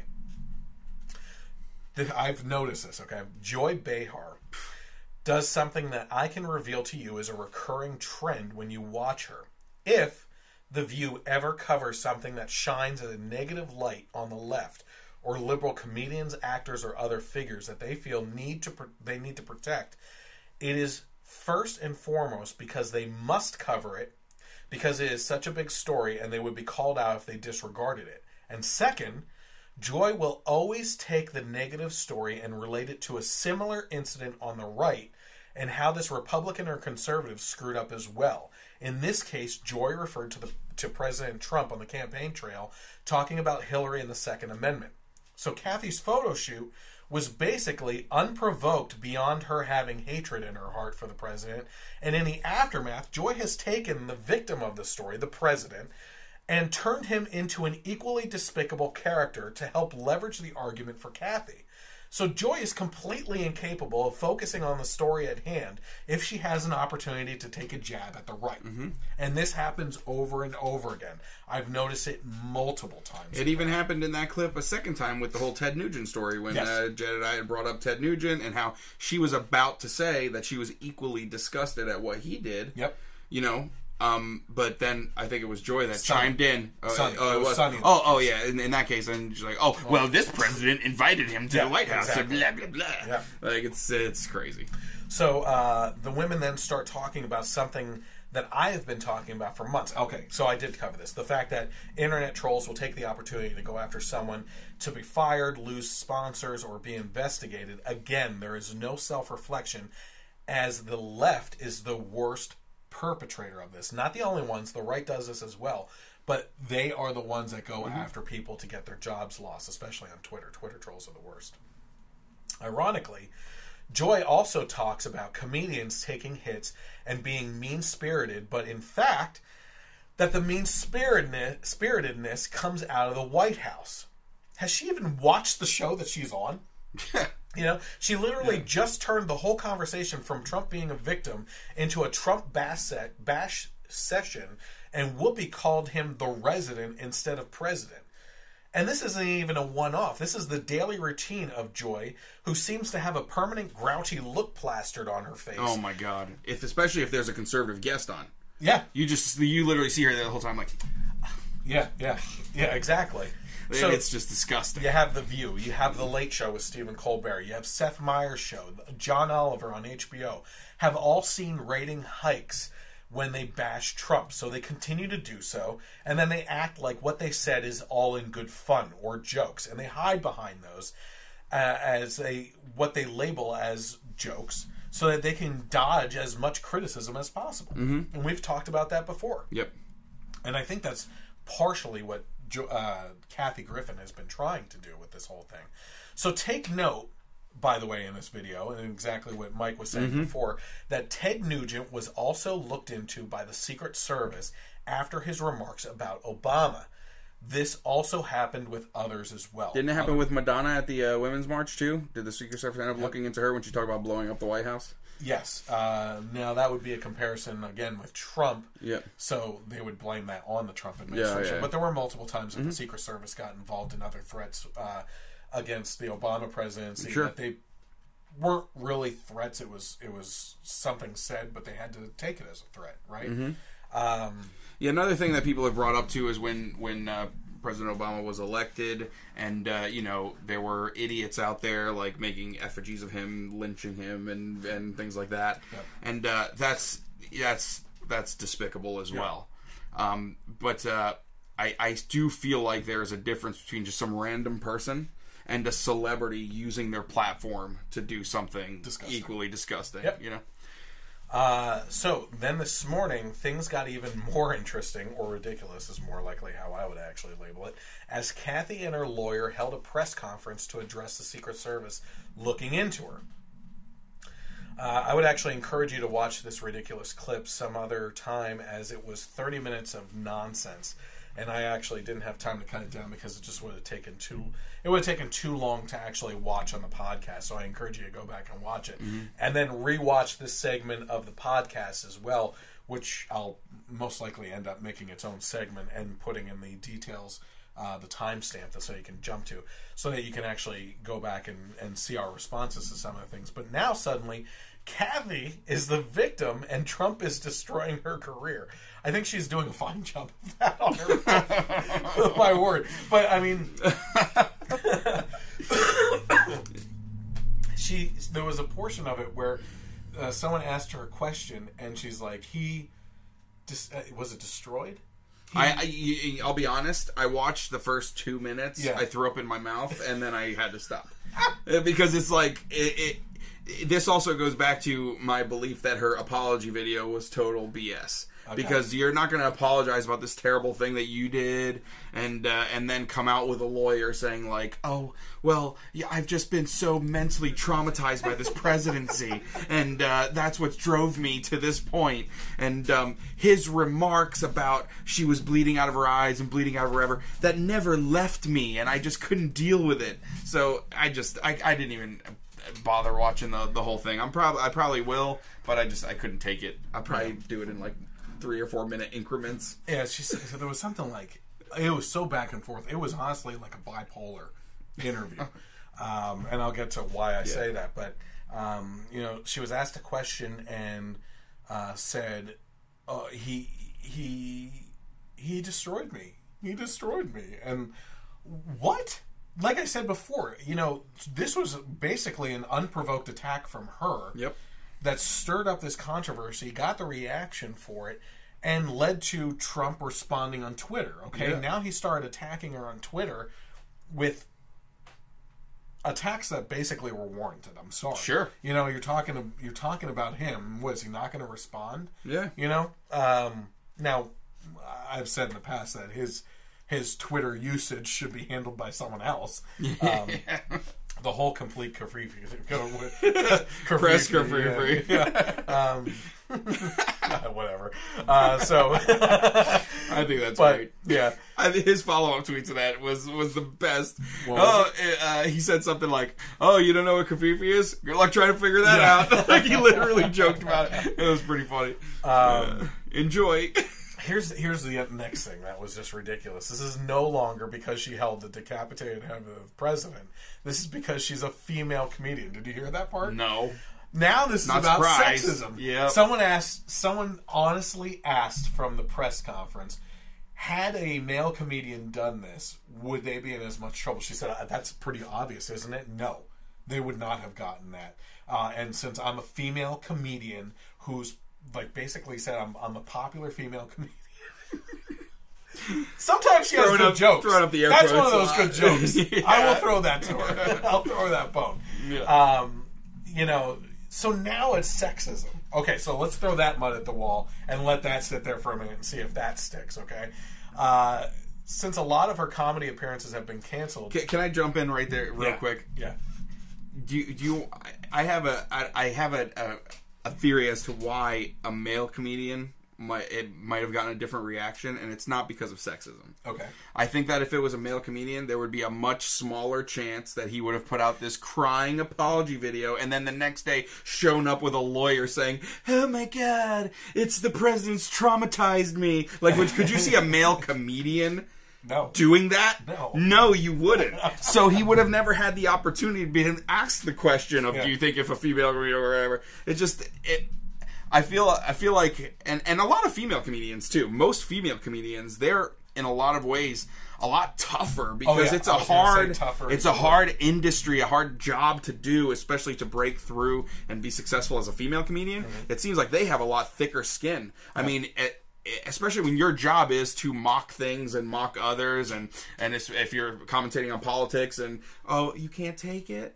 Oh, I'm sorry. You can't. You can dish it out, but you can't take it. Yeah. Oh, this world's smallest violin. Who was come on, Lisa Lampanelli? She was. Great example of a tough broad. Oh my God. Oops. Said the broad word. Oh no!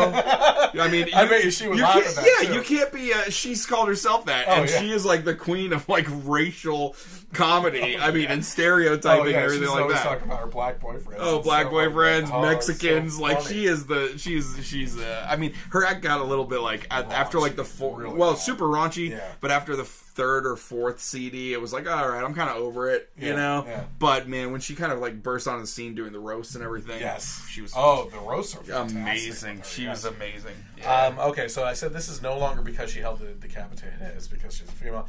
Since a lot of her comedy appearances have been canceled, it looked like Kathy may have set this press conference up to turn it into a weird display that staggered back and forth between her trying to perform jokes and her crying about being the victim. You need to watch this press conference. It was amazing to me.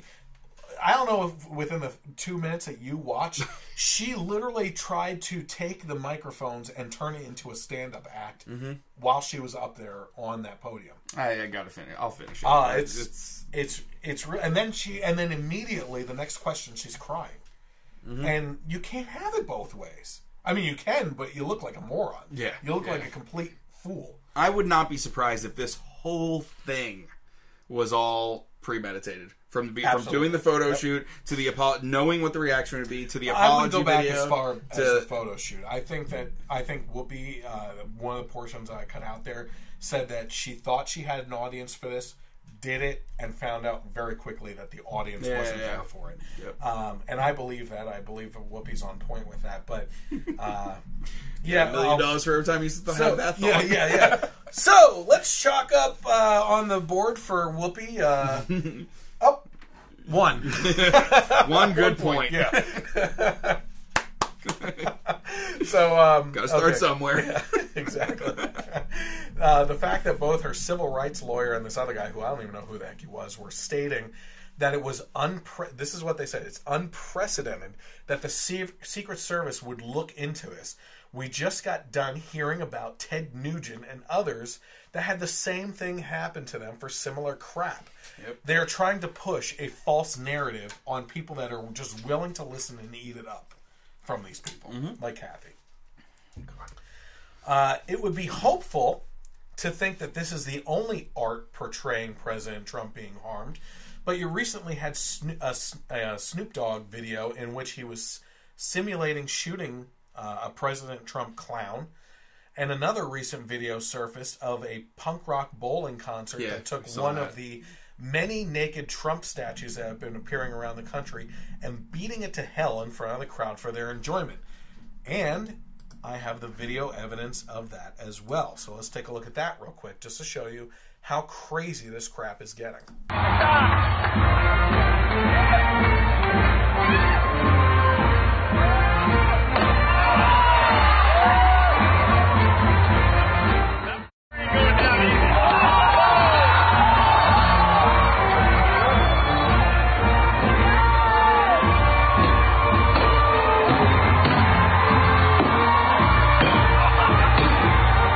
That's enough of that. Yeah, that goes on and on with people just taking their turns and hitting him with a bat and everything. So this isn't a one-off occurrence. This is happening all over the country. It's disgusting.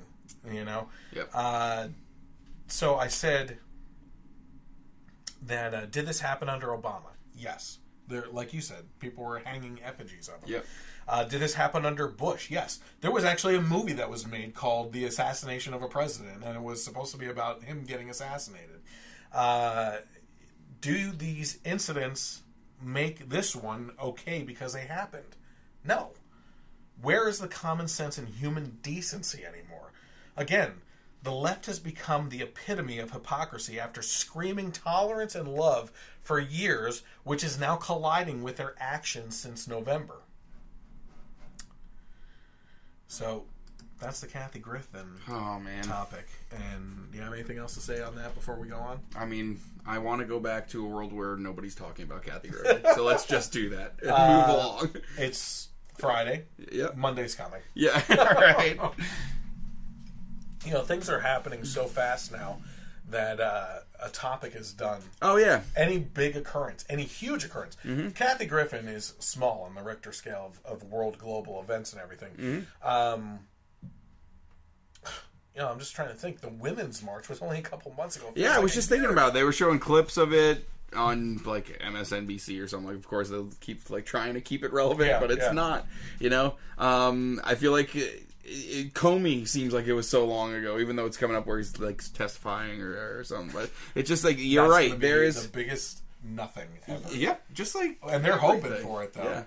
It'll stay. It'll be nothing, but it'll still be on the news like forever. And I again, we've talked about it before. It's like conspiracy theory networks. So Comey is gonna Rachel Maddow coming. Yeah. So Comey is he's gonna testify. Yeah. Now, what if he has some bad things to say about Trump? And if he does have bad things and if he does, There. And what if he has this to say? Yeah. And what if his business ties are tied to Russia? Yeah. And what if Russia? And that is and literally you get to the guy. You cut to the History Channel. Aliens. Eventually, it just goes. Oh, of course. Yeah, and it's who's the guy that's on after Rachel Maddow? Lawrence. Oh man, this guy's bad. Lawrence is the last name, isn't it? I think so. No. Yeah. Man, you're right. He's the blonde. He's like the older blonde guy. Yeah, I saw him the other day. Lawrence O'Donnell. Yes, and that is literally like that is literally what he does. Yes. What if this happens, and then he goes into like this whole news report of this hypothetical situation that 2 sentences in, you don't even like if someone's just tuning in, they think it's actual news. Mm-hmm. The only person that's just as horrendous as Rachel Maddow is Keith Olbermann. Oh. And I've had you attack me on Twitter before. Booyah! Yeah. That's so funny. I mean, they're relegated to little YouTube videos for GQ magazine. I mean, how much lower can you get? Oh, my gosh. Well, guess what? We're at the topic that the topic of the night, which is the Paris Accord. And I know that a couple people were looking forward to tuning in to catch my thoughts on this because they were looking for some sources on it and everything.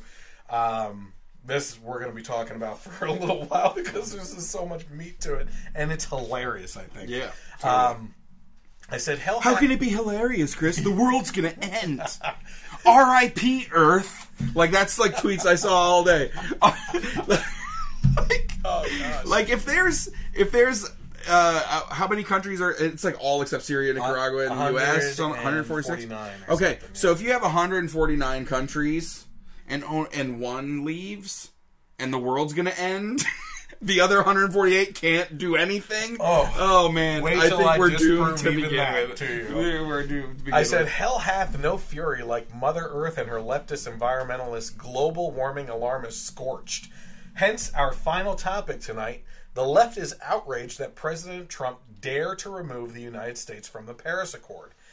Very important people have been speaking out against the president's plan to remove the United States from the Paris Agreement. For example, former President Obama, who among other things said, and he was actually the architect of this Paris Accord. Mm-hmm.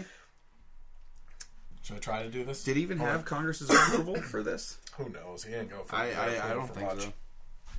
The nations that remain in the Paris Agreement will be the nations that reap the benefits in jobs and industries created. I believe the United States of America should be at the front of the pack. But even in the absence of American leadership, even as this administration joins a small handful of nations that reject the future, I'm confident that our states, cities, and businesses will step up and do even more to lead the way and help protect the future generations, the one planet we've got. I hope I did that well enough. So interesting that he mentions... Yeah, okay, that's okay. I'll go with a B-. That story of my life. It's a better grade than Obama got for his presidency. Yeah, seriously. Interesting that he mentions that nations staying in the agreement will reap rewards like jobs and industries created, as it is estimated to cost the United States a loss of 6 million jobs, additional to the already detrimental environmental policies of the former president himself. Coal industry taking the biggest hit. Sure. Up to like 80% or something like that. You know, the fascinating thing about that is I can sit here and tell you that thousands, if not tens of thousands of jobs were lost in the coal industry. And leftists will tell me, well, coal is not a clean energy, so good. You know, they need to be doing something else anyway. There's going to be jobs in renewable energy. Have you ever seen a coal town? Oh, they're like after no, this? No, or before? During coaling. Oh, no. Okay. Yeah, as you can imagine, okay, what happens is the town is centered around this industry. Yeah. Okay? So the barber, the barkeeper, the library, anything that you can come up with is centered around the coal industry. As soon as that's gone and the people have to move out because that's no longer there, all those other businesses fall apart as well. Well, yeah, I've seen coal towns they're ghost towns. It's like you're driving through this like movie set that was okay. They finished filming, so let's just leave everything here instead of clean it up. So people need to dig deeper and realize what actually happens with these types of things, because okay, you're not happy that you're happy that the coal industry is gone, okay, and that people lost their jobs with that. What is the collateral damage? And people don't often think about that type of thing. So where I will agree is in the last part where he says that he is confident that states, cities, and businesses will step up and do more to lead the way, which is exactly where I believe the innovation will and always has come from. Mm-hmm. It's not when government starts introducing regulations. It's when there's a problem that needs to be solved, business steps up and solves it. Yep. And then, they do it. They blaze a path forward with innovation through technology or different ways of doing things, and they achieve something. And then the government regulations come in and kick in. Okay, thanks for figuring it out. Now we're going to regulate the hell out of you. Yeah, right. Right? Mm-hmm. So who else got involved? Well, how about a word from the super liberal ice cream company Ben and Jerry's? I'm sorry about this. And sorry. It's fine. Sorry, Tracy. This doesn't have to do with New Jersey. It does have to do. This time it does have to do with what I hear is your caramel salted core ice cream. So I'm sorry about that. They listed multiple reasons why this is a bad idea, using sarcasm to get their point across through a condescending tone. So we're going to go into some of this. They listed 6 points. I'm going to give you the points. I'm going to give you a little bit of what they said, and then we're going to dive into this a little bit more.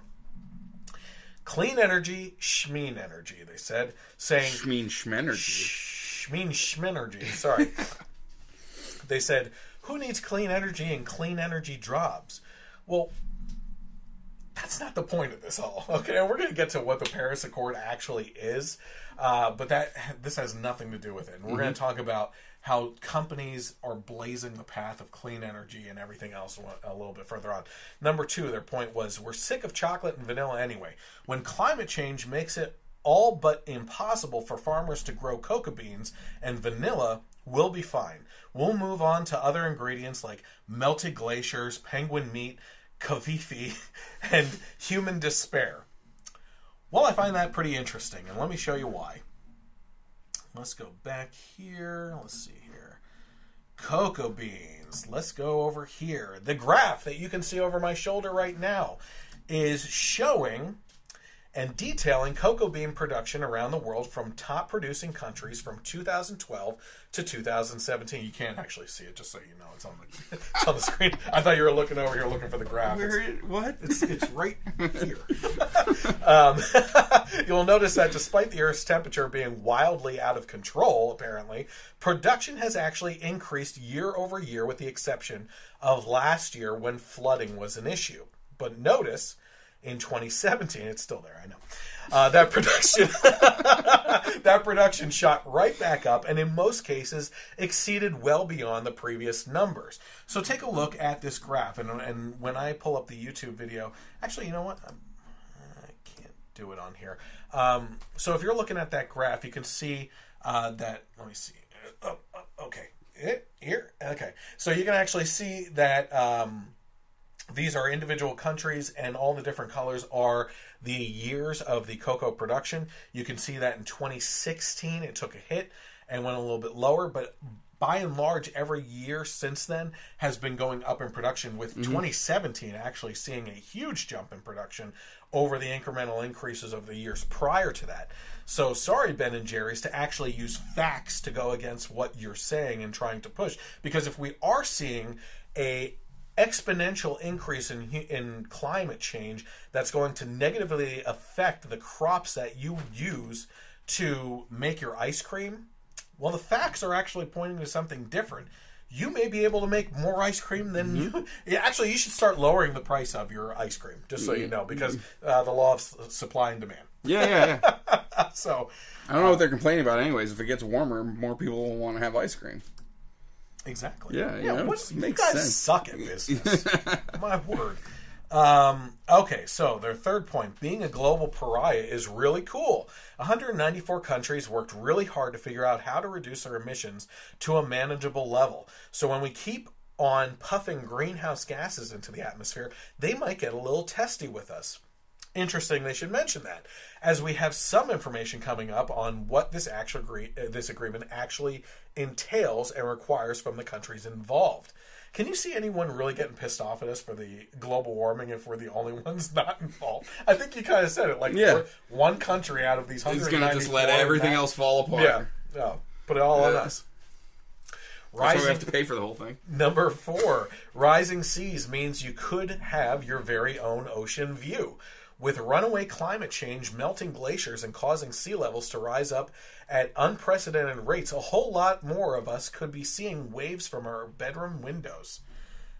Another interesting point. Al Gore's famously alarmist movie, An Inconvenient Truth, predicted that the sea level would rise up by 20 feet by 2016.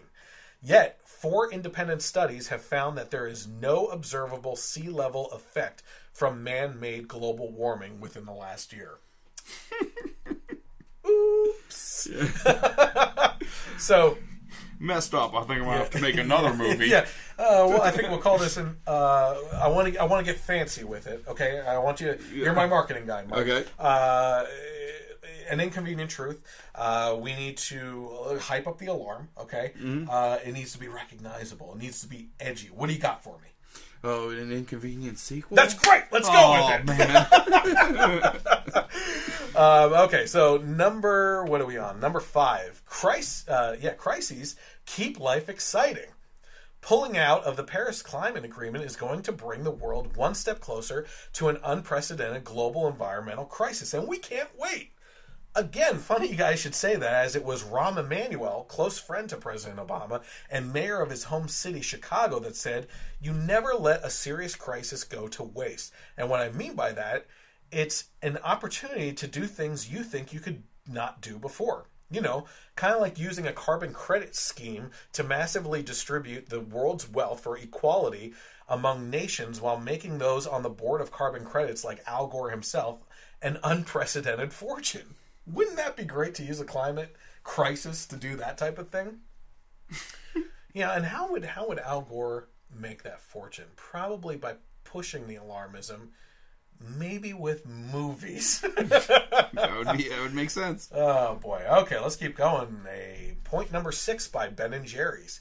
The global economy is going green, with or without us. 193 countries will continue to reduce their emissions and continue to invest heavily in renewable energy sources. It may be too late for us to be global leaders in green energy, but we can only hope it's not too late for the rest of the world to save us. All right, I get it. Ben & Jerry's is based in Vermont, right? Mm-hmm. So they must be smoking some good stuff up there. Because I want some. Because this... what we got? Oh, sorry. What they're trying to say here, right? Whatever they're writing, these delusions are kind of out of this world. Mm-hmm. You know what I mean? Why would they say we are not the world leaders in clean energy and we need the rest of the world to save us? The next person on my list, as far as someone that's reacting to this, is Elon Musk. Okay? Elon Musk is the guy behind the electric vehicles in Tesla, the guy making solar-powered roof shingles, the guy figuring out how to privatize space travel, and we're not at the forefront, right? You know, we're the leading edge on the renewable energy front. Yep. So Elon Musk, as I mentioned, got in on the criticism as well, and he tweeted, "Am departing presidential councils. Leaving Paris is not good for America or the world." Before I go on, do you have anything to say about any of this stuff? I've been kind of going over there. I mean... Jump back. Do you remember it all? Yeah, right. 6 points? It's what we talked about before, where these people are making statements, they're tweeting things out, and they have no idea what the criticisms are of this agreement and what the agreement actually entails. Nobody is... I honestly believe that nobody is saying that climate change is something that should be paid attention to. Mm-hmm. I think that there are people even that can agree that there probably is a man-made element to it. Mm-hmm. But having us foot the bill for the rest of the world entirely. Yes. I mean, the amount that Obama has pledged that the U.S. on all of our behalfs, by the way, without any checking in, that we're going to cover is so above and beyond everyone else. And the top 3 carbon emitters in the world are the U.S., China, and India. Yes. We are at the top of the list of how much financially we're going to contribute. Mm-hmm. China and India aren't even on the list. Yet and excuse my language, but the president of China has the balls to come on and say that it's wrong for the U.S. to be leaving and blah blah. Because more pressure is going to be put on him. Also as far as our carbon emissions, one of the reasons of that is that we have such a massive middle class. You know, so many people have 2 cars. So many people are doing more things. And with China, it's all more industrial. And they don't have the regulations that we have, and they're allowed to do things that we can't, and it's just like, you know, this deal is terrible. And I think one thing that's being left out from what Trump said at his speech about it, that is very, very important, is that he did say that if we can renegotiate better terms for the U.S., we will come back. Okay. Is that not reasonable? I didn't watch his speech. Yeah, he said that, but and this goes back to him having that like American swagger again too. It was great. He said, "If we can negotiate better terms, we'll come back. If not, that's fine too." And that is so great. If not, yeah, exactly. We'll be fine. Yeah. So like, I just everyone's responding without knowing anything, without really knowing anything. Like everyone's just like a knee-jerk reaction. Oh my God, climate change is happening. World's gonna end. I think it was like Engadget, like tech websites, tweeting out, "R.I.P. Earth, we're all gonna die." Oh my word! It all rests on our shoulders, you know, to save the planet and pay for everything. Yep. Meanwhile, we're losing jobs. Our taxes are going up. You know, our utility costs are going up. And this is all for a system that isn't even proven to be successful. Like I watched a story on Germany where they've kind of really pushed solar energy and wind energy, and some of the drawbacks of that are when they don't have access, like if the weather isn't good or anything like that, they go into droughts. And then when it's too good, they have a surplus, so much so that they have to sell the energy at a loss. Oh, and their carbon emissions are up. Really? Great. Great system. It's really working out great for you. Well, the thing about renewable energy is it's still inefficient. And which is exactly what you're saying. Mm-hmm. Last I saw, it would take a solar panel field the size of Connecticut to power New York City. It would take a windmill farm. It would take a solar panel field taking up the whole desert around Las Vegas to power Las Vegas. Mm-hmm. All square footage, okay? It's a lot of slot machines. It would take a windmill farm out in the ocean the size of Connecticut to power New York City. Yeah. So where are we going to put all these things? It's inefficient at this point, right? We need to figure out a way. Now, amazingly enough, the stories that you hear about Tesla, like actual Tesla, what was his first name? Nikolai Tesla. Nikolai Tesla. He, at one point, did you ever see the Prestige? Yeah. Okay, so at one point, it's been a while. David Bowie was Nikolai Tesla. Yep. And he took a bulb and screwed it into the ground, and right into the dirt, and it lit up. Do you know that that's true? Mm-hmm. That was based on fact? I know that he found a way to wirelessly transfer electricity into the ground. Mm-hmm. So he was on the forefront and was doing amazing things, and at one point had funding pulled from, I believe it's Westinghouse or something like that, for this mansion that was going to be this innovation capital of the world for things like this. He some of his ideas led to Bluetooth and everything, right? Mm-hmm. And the reason why his funding was pulled for this wireless energy is because they couldn't make money on it. The people that were funding his research. So they pulled it. They're like, why would we want free energy going on? We're making money on energy. And it was pulled. Yep. So we need more innovation. We need more Teslas in the world. We need people like Elon Musk, even though he's disagreeing with it. We're going to find out real quick why that is. Mm-hmm. So. Yeah, and another thing with, and and Steven Crowder brought this up, but he mentioned that a deal like the Paris Accords basically stifles innovation in the country. You know, Absolutely. if this kind of thing existed before the industrial age, oh, sorry, Mr. Ford, not you, Henry.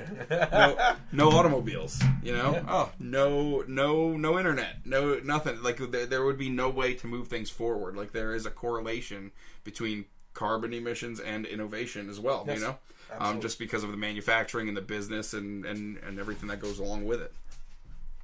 Okay, so here's a surprising part for a lot of liberals. Other massive corporations have come out in favor of the U.S. remaining in the deal, including heavy hitters such as ExxonMobil, Chevron, and BP. These evil oil companies? Evil oil companies. Want to stay in? Why, Chris? Shell was also one of those. The Shell president, an oil company that the left likes to demonize for their industry, said the following. We believe climate change is real, said Ben Van Beurden, CEO of Shell. We believe that the world needs to go through an energy transition to prevent a very significant rise in global temperatures, and we need to be a part of that solution in making it happen. So why would big oil companies come out in favor of regulations that would harm their business? Put your thinking caps on, people, because we're going in a little bit more education tonight. The reason is, by instituting regulations on these types of industries as a whole, it ensures that only the heaviest hitters among the group will survive. Smaller competitors that are trying to compete with these companies, including Musk's competition, will be crushed by the cost of new regulations. And while these big companies will surely feel the sting, that is all that will end up being felt, is a sting, not a wrecking ball. So you institute these regulations, it's going to crush any of the competition of these people. These companies are, established, like Shell, BP, ExxonMobil, and even Elon Musk's stuff. So they're pushing for it. It looks good PR-wise. Yeah, we believe in all this stuff too. And in the meantime, they squash out competition. Yep. So that's the real reason why the heavy hitters are getting behind this too. You can think Elon Musk is a genius all he wants. He is. I'm not denying that. Yep. I think I've done podcasts on him. Yeah, we talked about amazing stuff with what he's doing. But he's also a business person, and he's a smart business person that has gotten to where he is today because of exactly what he's doing here and what he supports policy-wise. So that's a lot of fuss being thrown around over pulling out of the Paris Accord.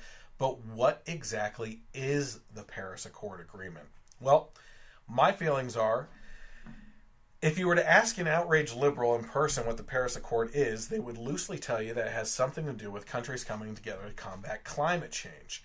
Ask those same individuals what the details of the agreement are, and I'm guessing you will either get a blank stare or a lot of throwing mud at the wall to see what sticks. Which is kind of exactly what you said earlier. Yeah, exactly what's happening. The fact is that the details include the following. The Paris Accord, and this is reading directly from their wording, the Paris Accord is an agreement within the United Nations Framework Convention on Climate Change, the UNFCCC, dealing with greenhouse gas emissions, mitigation, adaptation, and finance starting in the year 2020. Mike, you see the bold portion on my screen there. Can you please read that for me? In the Paris Agreement, each country determines its own contribution, and it should make in order to mitigate global warming. There is no mechanism to force a country to set a specific target by a specific date. I had to have you read it because I just want to hear it and laugh. Yeah. These people on the left have been posting these things all day and for a portion of the week so far about pulling out and the detriment to it, when in fact this has nothing to do. There's nothing in place to mandate that we meet a certain thing. There's nothing in place to regulate how we do certain things. There's nothing in place to hold us or any of the other countries accountable for anything. This is all just countries coming together, setting a goal for themselves, and reporting back every 5 years to see where they are.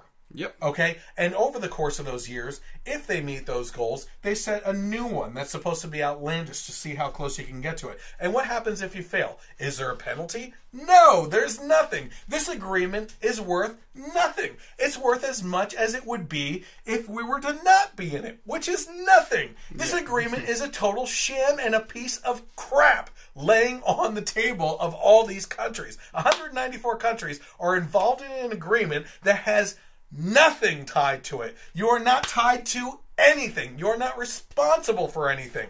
It's ridiculous. Yeah. It's the worst type of agreement that there is. So let's go on with a little bit more on some of the details of this agreement. The contributions that each individual country should make in order to achieve the worldwide goal are determined by all countries individually and called nationally determined contributions, or NDCs. Article 3 requires them to be ambitious, represent a progression over time, and set with the view to achieving the purpose of this agreement. The contributions should be reported every 5 years and are to be registered by the UNFCCC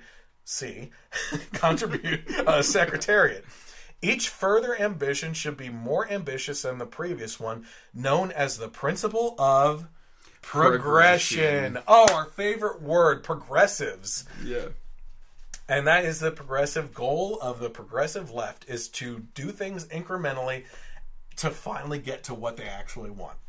So, the level of NDC set by each country will set that country's targets.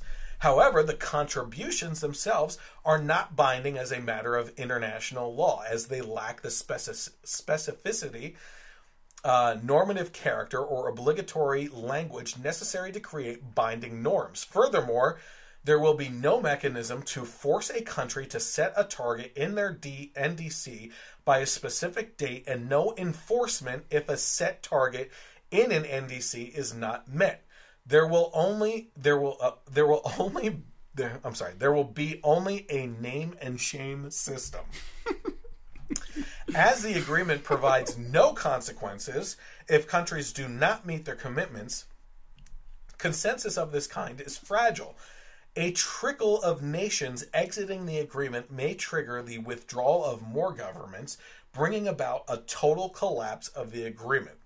So what does this agreement even do? There is nothing binding in it at all. A withdrawal as a country doesn't mean squat, just as being a part of it doesn't mean squat. A rising tide lifts all boats, yes, but a sinking boat tied off to other boats will drag them down as well. And that is exactly what these types of deals do whenever countries get together like the UN and make international agreements. They bind us to decisions that in the long run there's no thing up there. There's no where am I?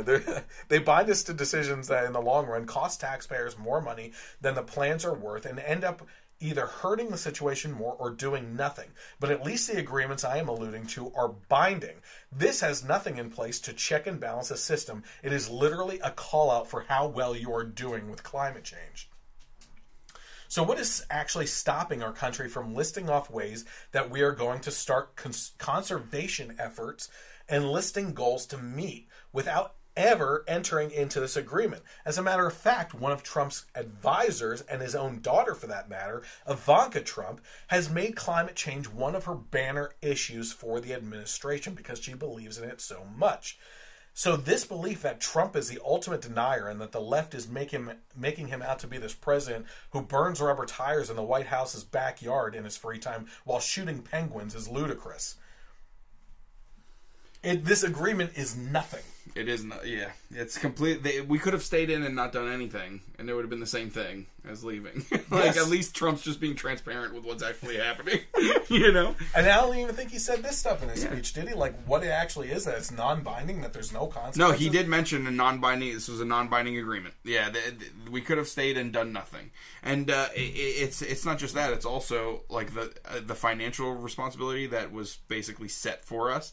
I think Obama said that we were going to basically send $3 billion to developing countries as of which, so far, we've already given a third of that. So we've already blown $1 billion on this. Well, send it to Iran. Why not? Yeah, why not? So again, all it's doing is, even if we are kind of following the steps that we don't have to, it's just hurting the American people because we're so heavily burdened by this agreement. Yep. If we chose to follow it, which we don't have to. Exactly. So I want to thank everyone for tuning in. To find out more on the Generation Y Conservative, you can always visit Facebook by searching for the Generation Y Conservative Facebook page. You can find me on Twitter at Gen Y Conservative without the E on the end. You can find the finished, edited HD version of this video and audio on YouTube, which is very important, and all you have to do is search for the Generation Y Conservative on there. You can find the audio portion of this podcast on Stitcher, Google Play, iTunes, and KLRN Internet Radio on Sundays from 3 to 6 when this podcast is re-aired, and they also have me on iTunes as well. So, I will catch you midweek next week for the Wonder Woman review with Mike here as well.